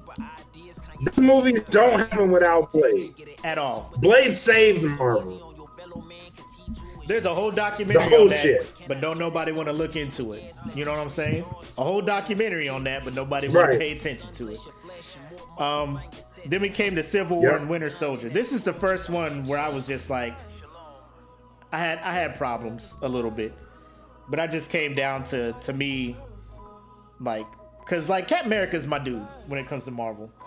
So I was just like, when it comes down to it, I already voted Winter Soldier as my favorite Marvel movie, so it would only make sense to move Winter Soldier on. Not to say I did not enjoy Civil War when we first get introduced to T'Challa, and he running down old buddy in the street. Oh my God, bro! We'll save the T'Challa argument. We'll save that for later. Right. We're going to save that for later. But when it came down to it, Winter Soldier was my shit. So I moved Winter Soldier on. Yes. I moved Winter Soldier on, and I thought this was really disrespectful. Winter Soldier is probably one of the best Marvel movies ever. Yes. 37-23. So, I mean, there was no loser there. Like, if Winter Soldier would have lost there, would I have been upset? Yes. But I would have been like, Civil War, okay. So moving up, Dark Knight versus Logan is what I got, and that's what the group has. I moved on Dark Knight. The group also moved on Dark Knight, 60 votes to 11. How you feel about that? So did I. I moved on Dark Knight, so I just thought it was a little. Now, when we get into the best, I get that the group it's going to be gaps. Yeah. And this is another one. All these movies, I thought were deserving of close votes. I did not think that it was going to be, like landslide. Because when you look at it, you can't look at it like 60 people thought Logan was trash. You know what I'm saying? Like, there's probably people like me that love both movies, but Dark Knight is just a better movie, barely, in some things over Logan. Right. So that's how I looked at it. So these gaps, now when they pick the wrong movie, when they pick the wrong movie by a big margin, then we have problems. But we're definitely we're gonna have problems. This is the one I want to get to. So the group has Guardians versus Winter Soldier. Like, I have Blade versus Winter Soldier, right? So, like, I'm already upset from the previous round. So, but for my bracket, Blade and Winter Soldier, I moved on Winter Soldier. Just based on the fact that how much I love that movie. Nothing against Blade. I know Marvel bankrupts because Marvel threw their last few millions at Blade and it did well and got them some money to move on. But the group, let's talk about what the group had. Guardians of the Galaxy Volume 1 versus Winter Soldier. When I first put this poll up, I was like... Oh, this was the one that won by like three votes? Yes. I took it to midnight. Because at 10:30, Winter Soldier was up by one vote, and I wanted to be like, close it. But I was like, I'll give him till midnight. Because I was sweating, dog. I was like, I swear to God, if Winter Soldier gets voted, you know what? Talk to him real quick. I'll be right back. No, first and foremost, let's talk about how Winter Soldier, it really is one of the best movies in the Marvel Cinematic Universe. It really is. The plot, the execution, Captain America's awesome. There's all types of things there, and then there's a plot twist at the end. How does this movie beat Guardians of the Galaxy? How? I need someone. How does not? So I need someone that voted for Guardians of the Galaxy to explain their decision. And then I want to take it further than that. Mm-hmm. Blade, it should have been Blade versus Winter Soldier. It really should have been, because that's what I had in my bracket. I have Blade versus Winter Soldier. How does Blade not make it there? I need look at the shirt. I seriously need answers. Look at the shirt. Star-Lord is trash. Y'all see it. Star-Lord is trash. I know y'all are doing it to troll me, because y'all motherfuckers was in there and I was like, tell me what you like about this movie. And the only thing people can tell me is the soundtrack, which is full of not even original music. They just took songs that were already made from that time period and put them on that is the laziest shit. When people say the best thing, I love the movie, the soundtrack was amazing. If that's the first thing out of your mouth is just the soundtrack is amazing, come on, bro. And they didn't even play all the music. They played like a couple. If you could have explained to me that the thought of a Infinity Stone playing a real life role in that movie, because it did. The Power Stone was a very integral part of Guardians of the Galaxy. It is. It really was. It is. If you could have explained that and say how that plot and how it's going to fall in the hands of Thanos, Yep. I was waiting on an execution order. So was I, because I was already at the point where I was like, I'm done. Once we get the other side did it for me.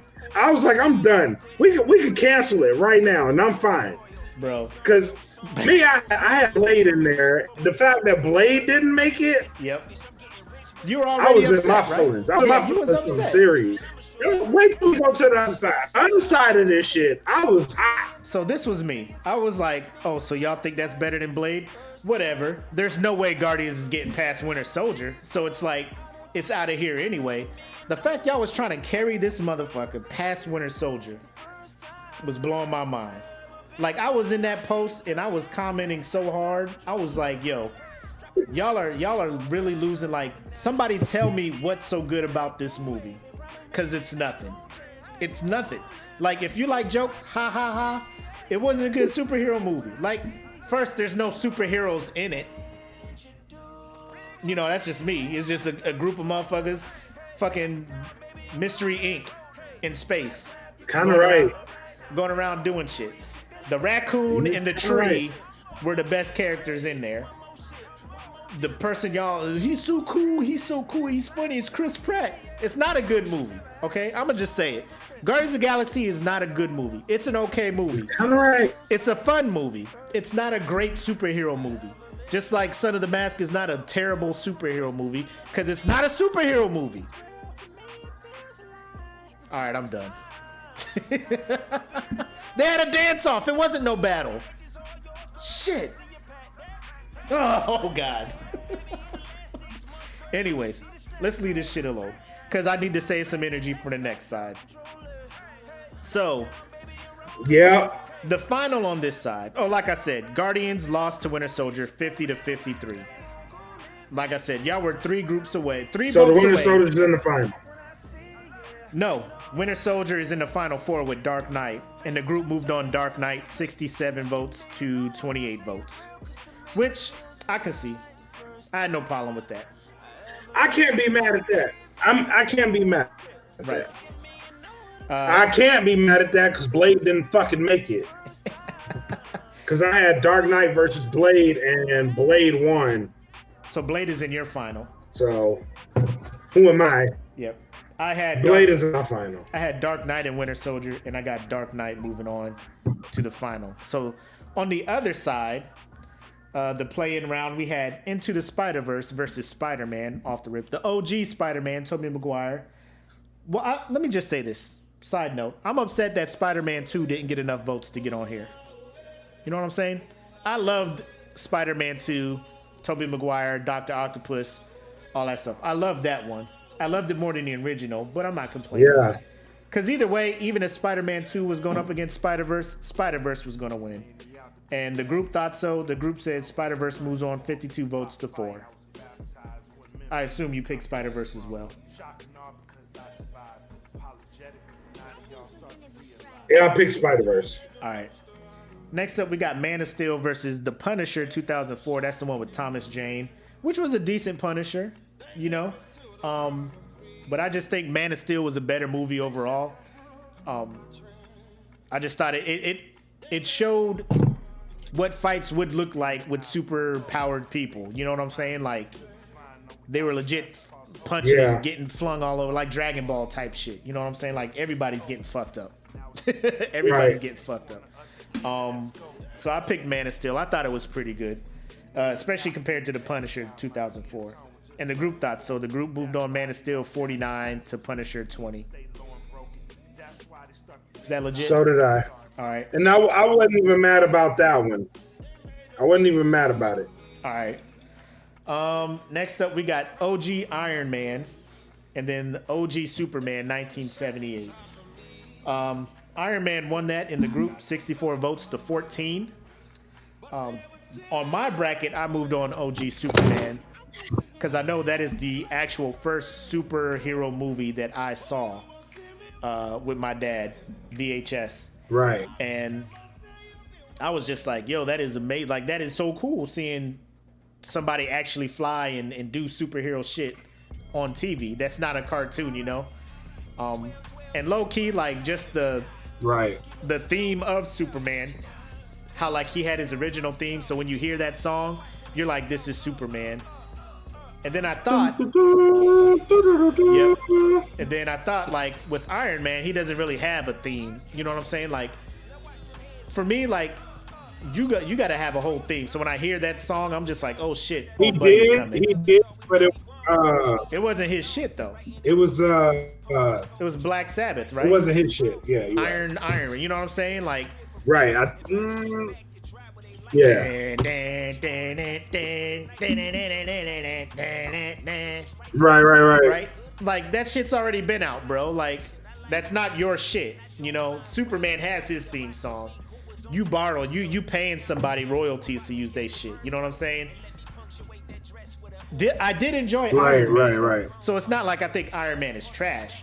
Nostalgic value, I guess, for me, I was just like, Superman was it for me. But I understood it probably wouldn't get as much love as it was supposed to. No, it didn't. It really didn't get a lot of love. And there's people in the comments that saying like that. I hate Superman. I mean, we knew that. Or Iron Man all day. Based off of when we did our superhero thing, EJ was going at Jedi like Superman is trash. I can't stand him. He's overpowered. This, that, and the third. Which is cool. I get it. You know what I'm saying? I get it. But so the group moved on to Iron Man. I'm not mad at either, you know. And then we have Avengers versus the OG TMNT from 1990. Like, if they were not going up against Avengers, I probably would have voted for Ninja Turtles. Because, again, like, Ninja Turtles is my all-time favorite cartoon. I know. Go ahead. I know somebody in my job had Ninja Turtles winning the whole shit. And I was like, how? Let's be real. Like, I get it if you're a fan. You know what I'm saying? You got to be a realistic fan. You know what I'm saying? You got to be a realistic fan. But I was like, how? How is that possible? But he was like, I like them. So they won. Okay, well, I guess. He's in his rights. He's in his rights. The group moved on to Avengers 65 to 13. 65 to 13. Avengers moved on. Me, I'm just like watching his bracket, and the filth that went on in this group. God damn. Me, Avengers is just what superhero movies should have been. That was like, I walked out of there so satisfied, like I just had sex when I saw that movie in theaters. Avengers? Yes. The first time I saw Avengers, I was just like, it was everything you wanted. At the time, it was everything you wanted. And then at the end of it, you got Thanos. Like, I was like, oh shit, it's about to fucking go down. Yep, and all you got was the side profile of him in that end credit when he turned around. I was just like, bro, this about to be. I had no idea how long their whole game plan for that. I didn't know Marvel was up to that level, you know? Right. I thought they were just... At the time, you was like, oh shit, Thanos is coming. They woke Thanos up. I don't even care what the budget was, EJ. Like, EJ throws up the budget and stuff. I don't even care. When I saw a group of superheroes work together and combine their abilities to do shit and stuff, I was like, this is what X-Men could have been, but it was not. Every time I watch an X-Men movie, I was super disappointed because they never. X3 could have been this. Because like they're in the danger room practicing teamwork moves, combo moves, all that shit. So when they fight, they do this shit. You never see it except in a little bit in X3 when Beast throws Wolverine or something, right? That's all you see it. But Avengers, like I walked out of that theater and lit a cigarette. But don't get it wrong, Ninja Turtles, bro. So good.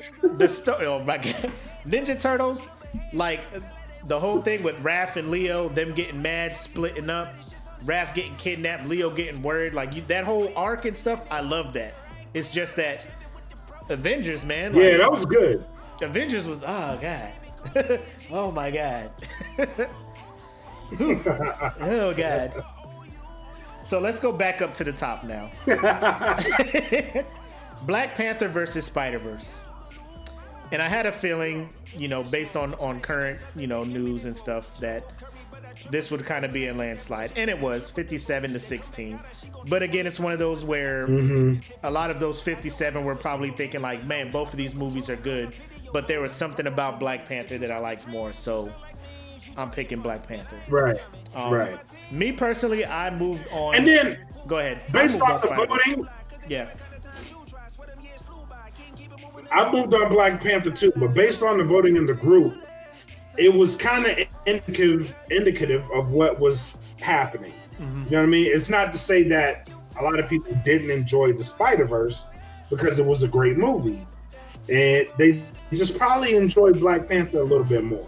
You know what I mean? So at this point, I was like, okay, I'm not gonna complain about the voting. You know what I mean? And I'm not. Yeah, people are entitled to vote how they want. You know. I love Black Panther, but there was something about Spider-Verse that I just loved more inclusive of different races of superheroes being brought in. How clever the writing was for it, and how the animation kind of was akin to a comic book, things, all that stuff. And actually, it got my kids more interested in the whole multiverse of Spider-Man. You know, seeing Spider-Gwen, Peter Parker, Penny Parker, Spider-Man Noir, all that stuff. So it was amazing. There was no loser in that bracket. Like, so you moved on Spider-Verse. I moved on Spider-Verse. Now we got Man of Steel and Avengers Endgame, and this was 69-4. Avengers Endgame moved on versus Man of Steel. I moved on Endgame. What about you? I moved on the game too. All right. And I'll explain my love of Endgame later. Next up, we got Thor Ragnarok, which is the best Thor movie. All right, I'm gonna just throw that out there. The best Thor movie. Mm-hmm. And on my bracket, I had it going up against Superman. In the group bracket, they had it going up against Iron Man. Thor moved on 51 votes to 19. What'd you have? I had Thor. Yeah, I had Thor. Yep. I'm looking at my bracket, but yeah, I had Thor. All right. And then Avengers versus Deadpool, and it wasn't even a question to me. Like, Avengers moved on. The group had Avengers moving on 52 votes to Deadpool 17. Yeah. So I think you and again, I'm not going to complain about the voting. Yeah. I'm not going to complain about the voting because at this point, next round is going to be tougher. But at this point, I'm like, you're going to like what you're going to like. Yeah. So it is what it is. I think you and the group match up here because you both had Black Panther and Endgame. And the group moved on Endgame 74 votes to 19. What did you get? I was livid because I was like, Black Panther wins this shit. Do I need to pause the music so you can go in? Nah, we good. I can speak eloquently to Volume 3. I can speak eloquently. So everybody's saying, okay, Black Panther's in game. Okay, that's fine. That is perfectly fine. But here's where Endgame, and I approach this whole bracket not off the strength of Chadwick Boseman dying, because this bracket came out, unfortunately, a couple of days after his passing. I was not basing that off of this bracket. That had absolutely no factor of what that was. The fact to me was how they did him justice in being an intro movie, because this is hands down the best intro movie in the Marvel Cinematic Universe. Hands down. You could throw any other movie against it. It is the best intro movie for a superhero in the Marvel Cinematic Universe. That's one. Two, what it did culturally for all Black people across the globe. Not just in the United States, across the globe.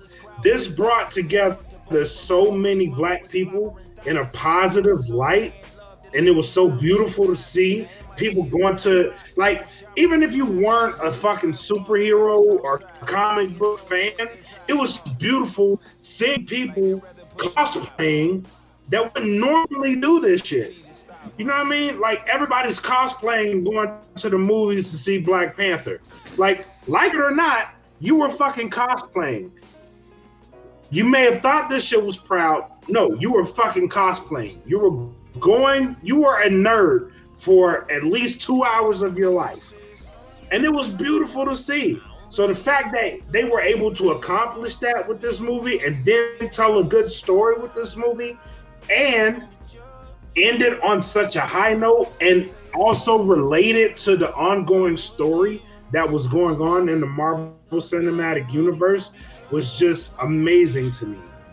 Now, Endgame is a great movie. It is a great cinema.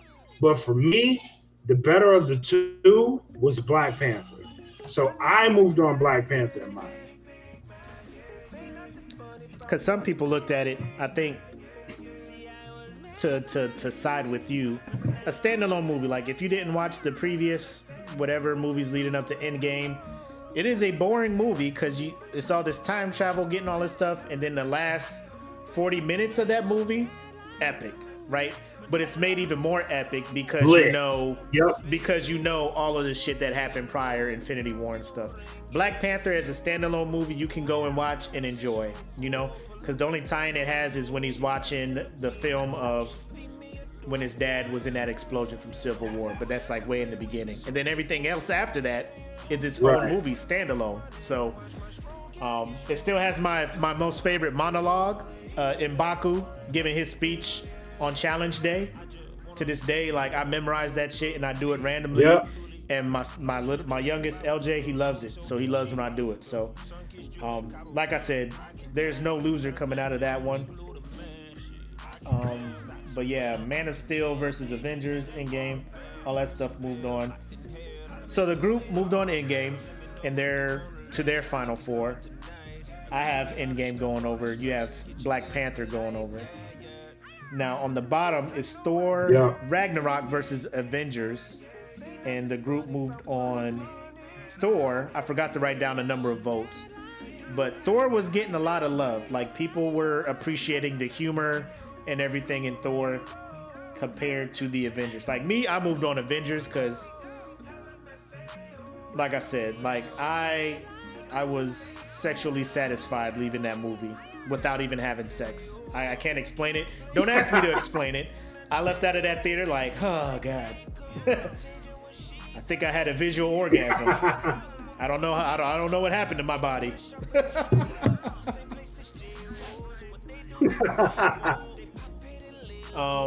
So yeah, the group moved on Thor Ragnarok. I moved on Avengers. Who'd you have down there? I moved on the Avengers. Okay. So you have now your final on this side is Black Panther and Avengers, and I think you said you moved on Black Panther, right? Yeah, I moved on Black Panther. So my final is Black Panther versus Blade. Woo! And I sat on this for a couple of days. For the fucking culture. I have Dark Knight versus Endgame in my final. I have Dark Knight. So Endgame beat out in the group. Endgame beat out Thor Ragnarok 78-14. So now we have Endgame and Dark Knight in the group's final. So let me get our little thing out the way because it sounds like you put out a final. Huh? Yeah, it went out this morning. Did you put out a final score? Oh, okay. Yeah. I was working, so I didn't see it. Yeah. So Endgame won the final, 66 votes to Dark Knight's 21. I also chose Endgame. It was close, but again, I was trapped in the whole. Bro, when Cap is fighting, let me tell you how I acted. Like when I watched Dark Knight, I was like, oh man, like that Joker was, yay. When I saw Captain America, phenomenal. When I saw Captain America pick up that hammer, I was like, yee! Ah! Yee! That was me. I was straight little kid in that thing. I was, yeah. And then when the portals came back and T'Challa came out with the whole country, he had a whole nation behind him. E-Pompey. I was like, you guys. And the whole theater was doing it too. The whole theater was with me. They were just like, yeah, I could do that. Tears and shit. I left out of there emotional. Like I had to sit down on the bench by the restroom. I had to get my composure together. Like Tony died, I was just, oh God. All right, we can go home now. So that's why I went Endgame. It was 10 years of building up to a perfect ending like that, you know? So bravo to Marvel for that shit. So talk to me. Yeah, bravo. I'm interested in your Black Panther and Blade.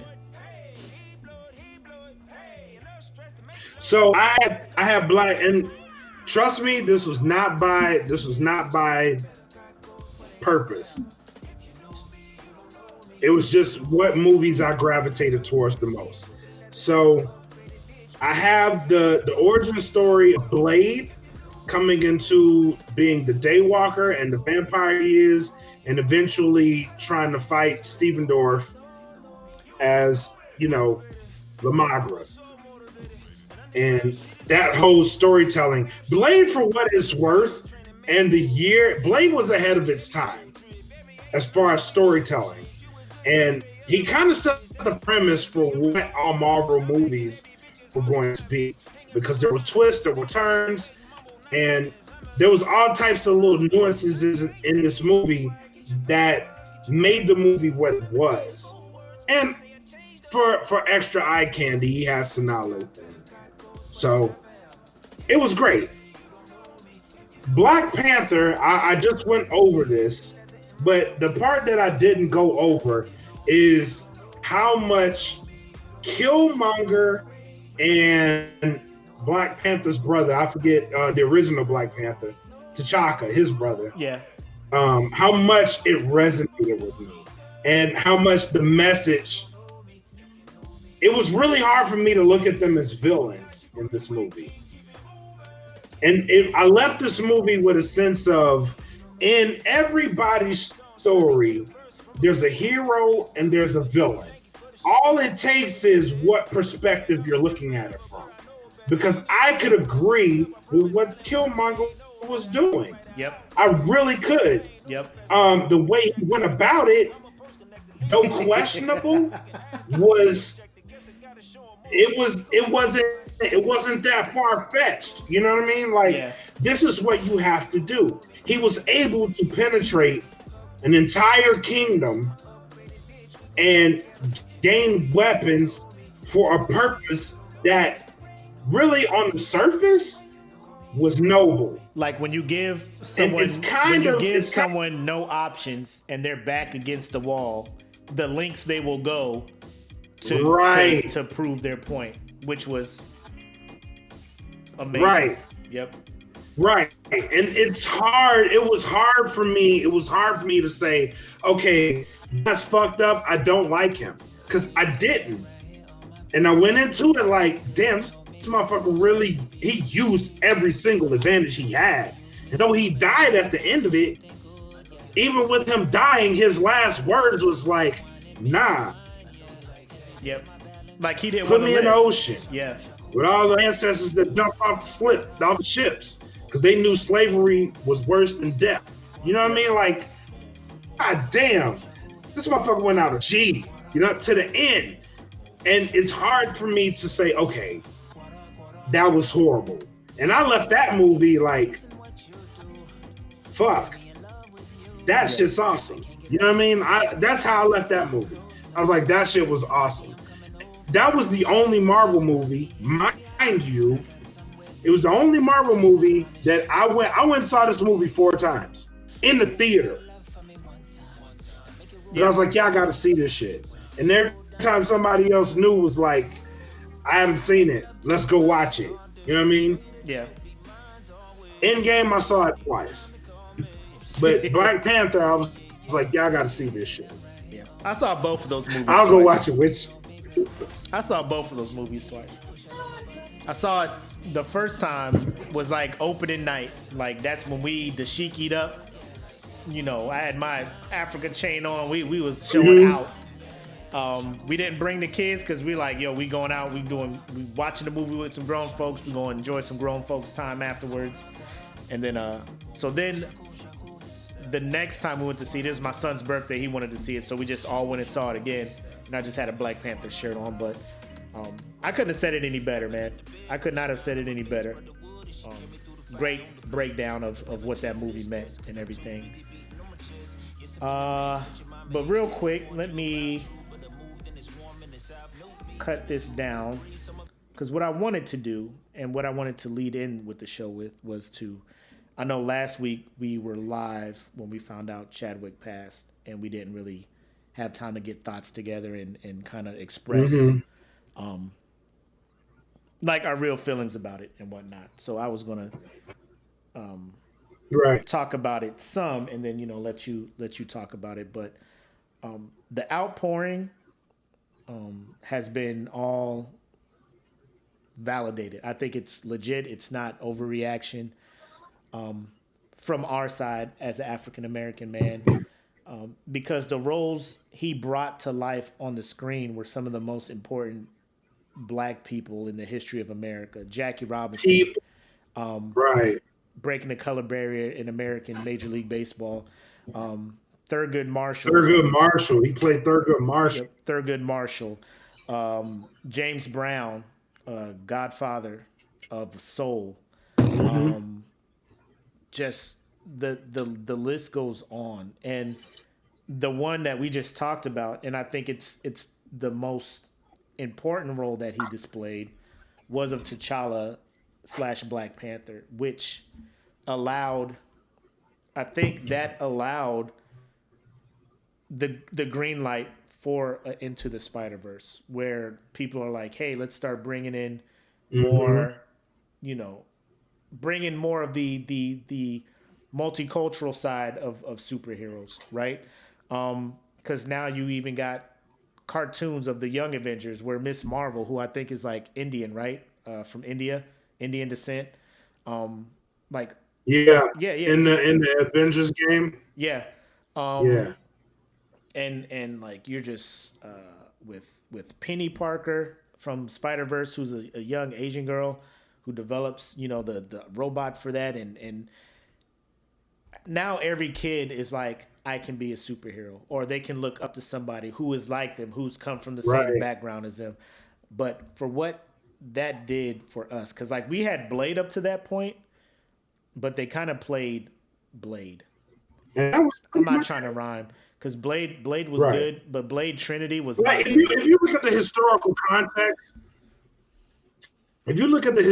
context of Marvel movies, they shy away from mentioning Blade because Blade was a violent movie, and they didn't want that to be their representation. So they shied away from it for a long time until Logan, because up until that point, there really hadn't been a violent superhero movie. They had to tone a lot of it down, but Blade, for all of its grandeur, for people who look at it as a cult classic, was kind of shied away from Marvel.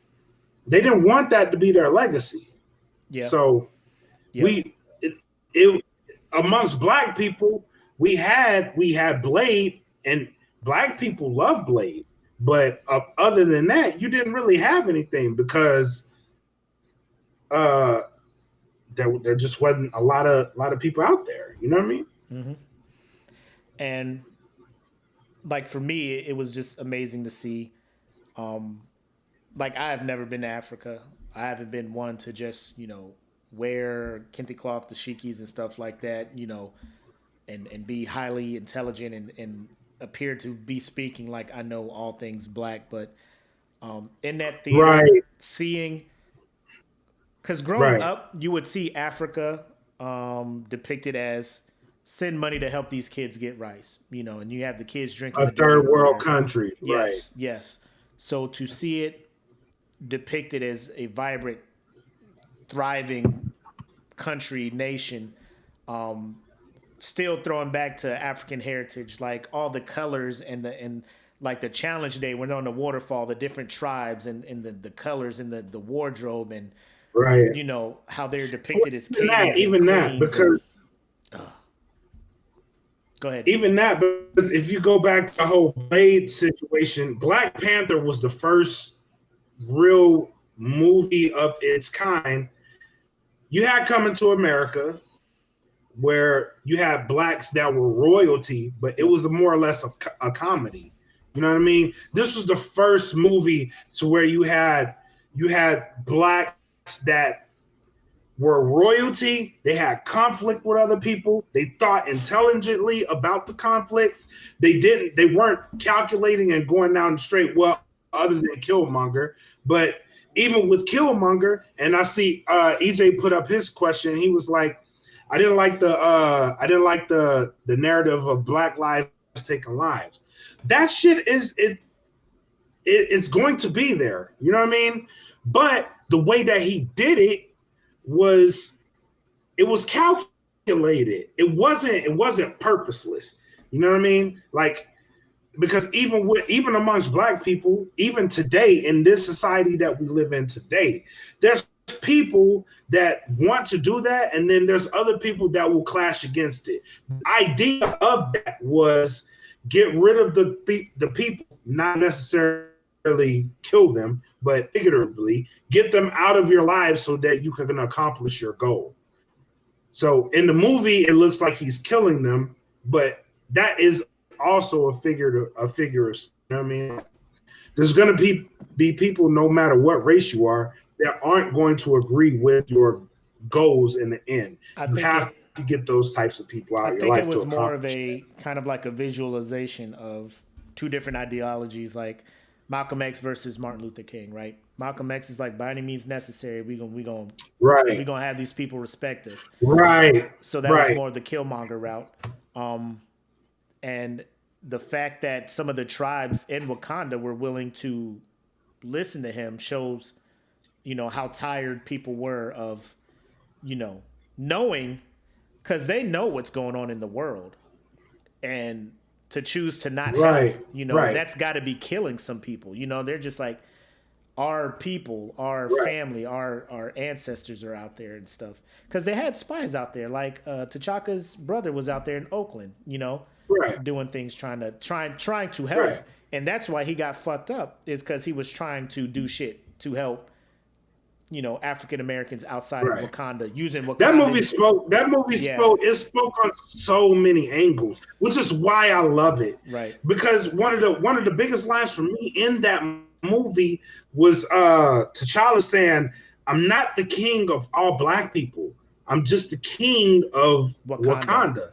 My responsibility is to take care of my people." Right. You know what I mean? And he's like, and Killmonger's like, you have all these tools to help everybody. Why aren't you? And he's like, that's not my fucking responsibility. Yep. You know what I mean? Yeah. In the grand scheme of things, which there was so much I took away from that movie. Yeah. I took a lot away from that movie.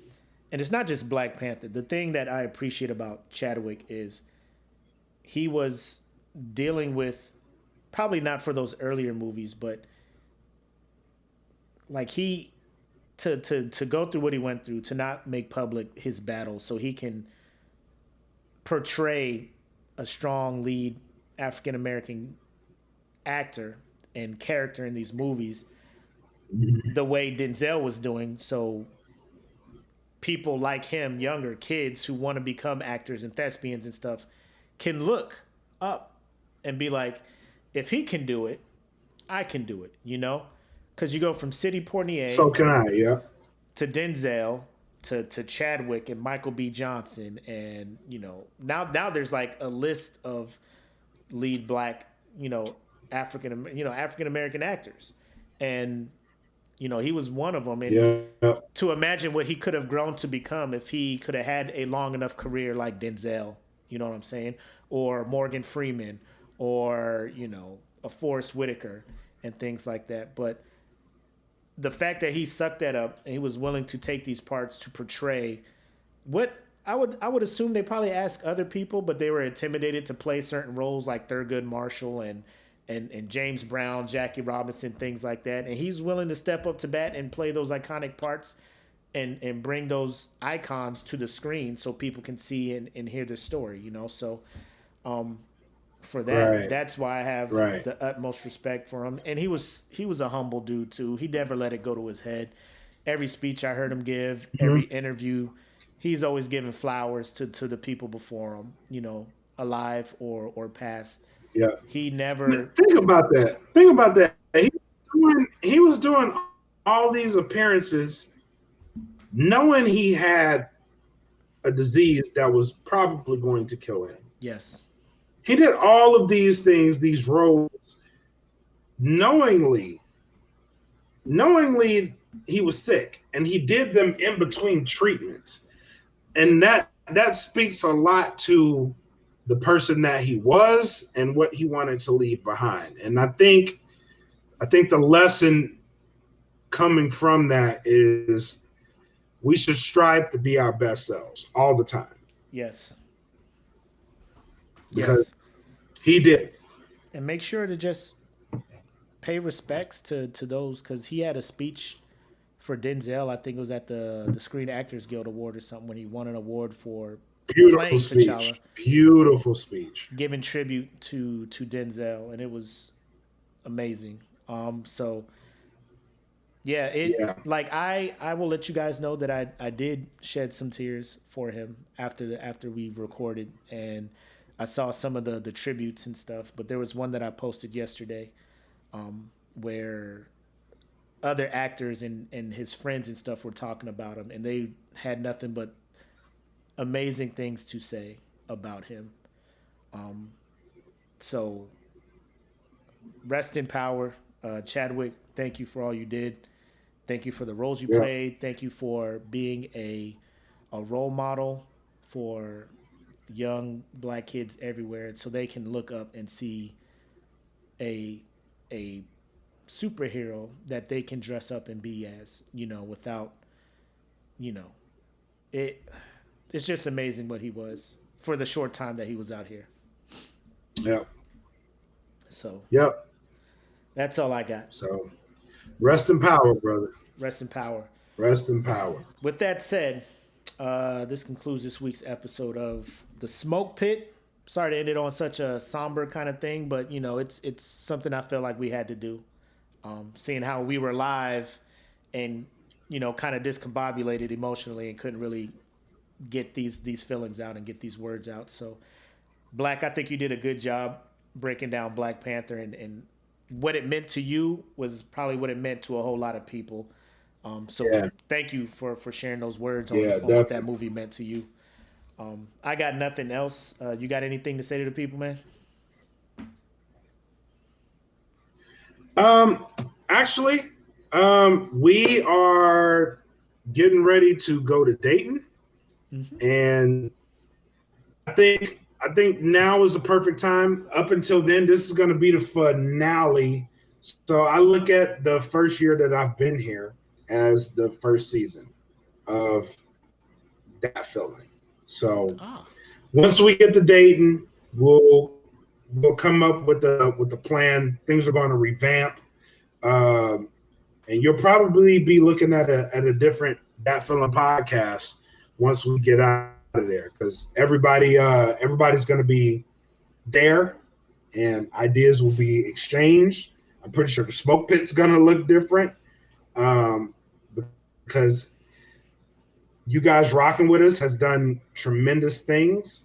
The Patreon is going to look different because people are rocking with us and is going to be doing different things. So stand by, man. I really do appreciate all the love that we've gotten thus far. And for all the day one people, thank you. And stay tuned, because we're only going to go up from here. So thank y'all for rocking with us week after week. Yes, 100%. There may be a song that you have. If you want to play that one real quick, it may be with myself and Wiz Beats. No, I'll play that. But you cannot. I'm not going to play it now. But I will do is add that to the outro to this podcast. So when you play the full version, which will be available on Patreon, they'll be able to hear that song as the outro to this one. Just saying. I like that idea. Just saying. I like that idea. Like it a lot. There you go. There you go. A little exclusive content for the Patreon members there. So, yeah, like you said, we're going to meet in Dayton on the 26th of September. A lot of brainstorming is going to happen. Yeah. I'll probably be doing a vlog, just videoing the shit we do, because it's going to be like a jam-packed Saturday full of shit that we are doing. And I want y'all to see behind the scenes how serious we are with what we're doing. Like, it's not just a hobby, like how serious we are with this stuff. So stay tuned to that. It'll probably be on the Dat Feeling YouTube once I edit and get all those videos together. But you'll probably get some IG lives or Facebook lives, real quick snippets and stuff. But that's all I got. Just stay tuned is all we're saying. With that said, stay tuned, because it's about to go up. With that being said, I am Makk, a.k.a. your boy.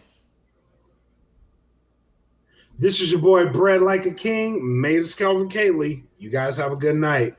You too. Take care. Great weekend. Enjoy that 3-day. Y'all earned it. Peace. Yeah. Yes. Peace.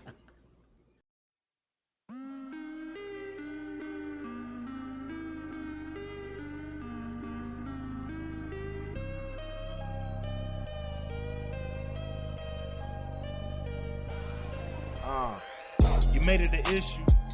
I told you to fall back. Now I want all that. Keep that same energy. Keep that same energy. Keep that same. You made it an issue. I told you to fall back. Now I want all that. Keep that same energy. Keep that same energy. Keep that same. Talking live, but you walking Monday. I seen the beans outside, how you drive on Hyundai. And damn, or some way, I'm whipping, go get it one way. With a God's feng shui, where it's window dead end and gunplay. If it's grinning, let in the sun rays. I'm glorious, she's sunbabe. I'm enforcer, what's more important is in my waist. Not the gun say, then what you convey. If the actions don't match the soundscape, then it's chum babe. Better kick that shit to homecoming. Less Wile Coyote, more road runner. Meanwhile, I shoulder the load like the Stone Cold Stunner. Your worth overblown. You ain't the lone gunner. You just in the scope for thunder. You made it an issue. I told you to fall back. Now I want all that. Keep that same energy. Keep that same energy. Keep that same. You made it an issue. I told you to fall back. Now I want all that. Keep that same energy. Keep that same energy. Keep that same. Low man on the totem. Thought that they could control him, but the forces on Juggernaut once he got the ball rolling. Throwing subs to them hashtags. I just keep the options open. I don't hold, bitch. I just switch. 4 and 5's the issue. You do gymnastics if it hit you. I'm talking full flips. Woke up on the wrong side of the bed. Now here you come with this bullshit. We don't want to hear that shit, Sharif. Go and find your own pulpit. You quad boys always talk violence. We all know you full of shit. Look, man, I'm trying to be calm. And let you say face. Stay in your lane. You all in your feelings. You feel away. You better behave, but you want to smoke. And I can oblige and break it your way, but you ain't the victim. Remember that part when I ruined your day. You made it an issue. I told you to fall back. Now I want all that. Keep that same energy. Keep that same energy. Keep that same. You made it an issue. I told you to fall back. Now I want all that. Keep that same energy. Keep that same energy. Keep that same.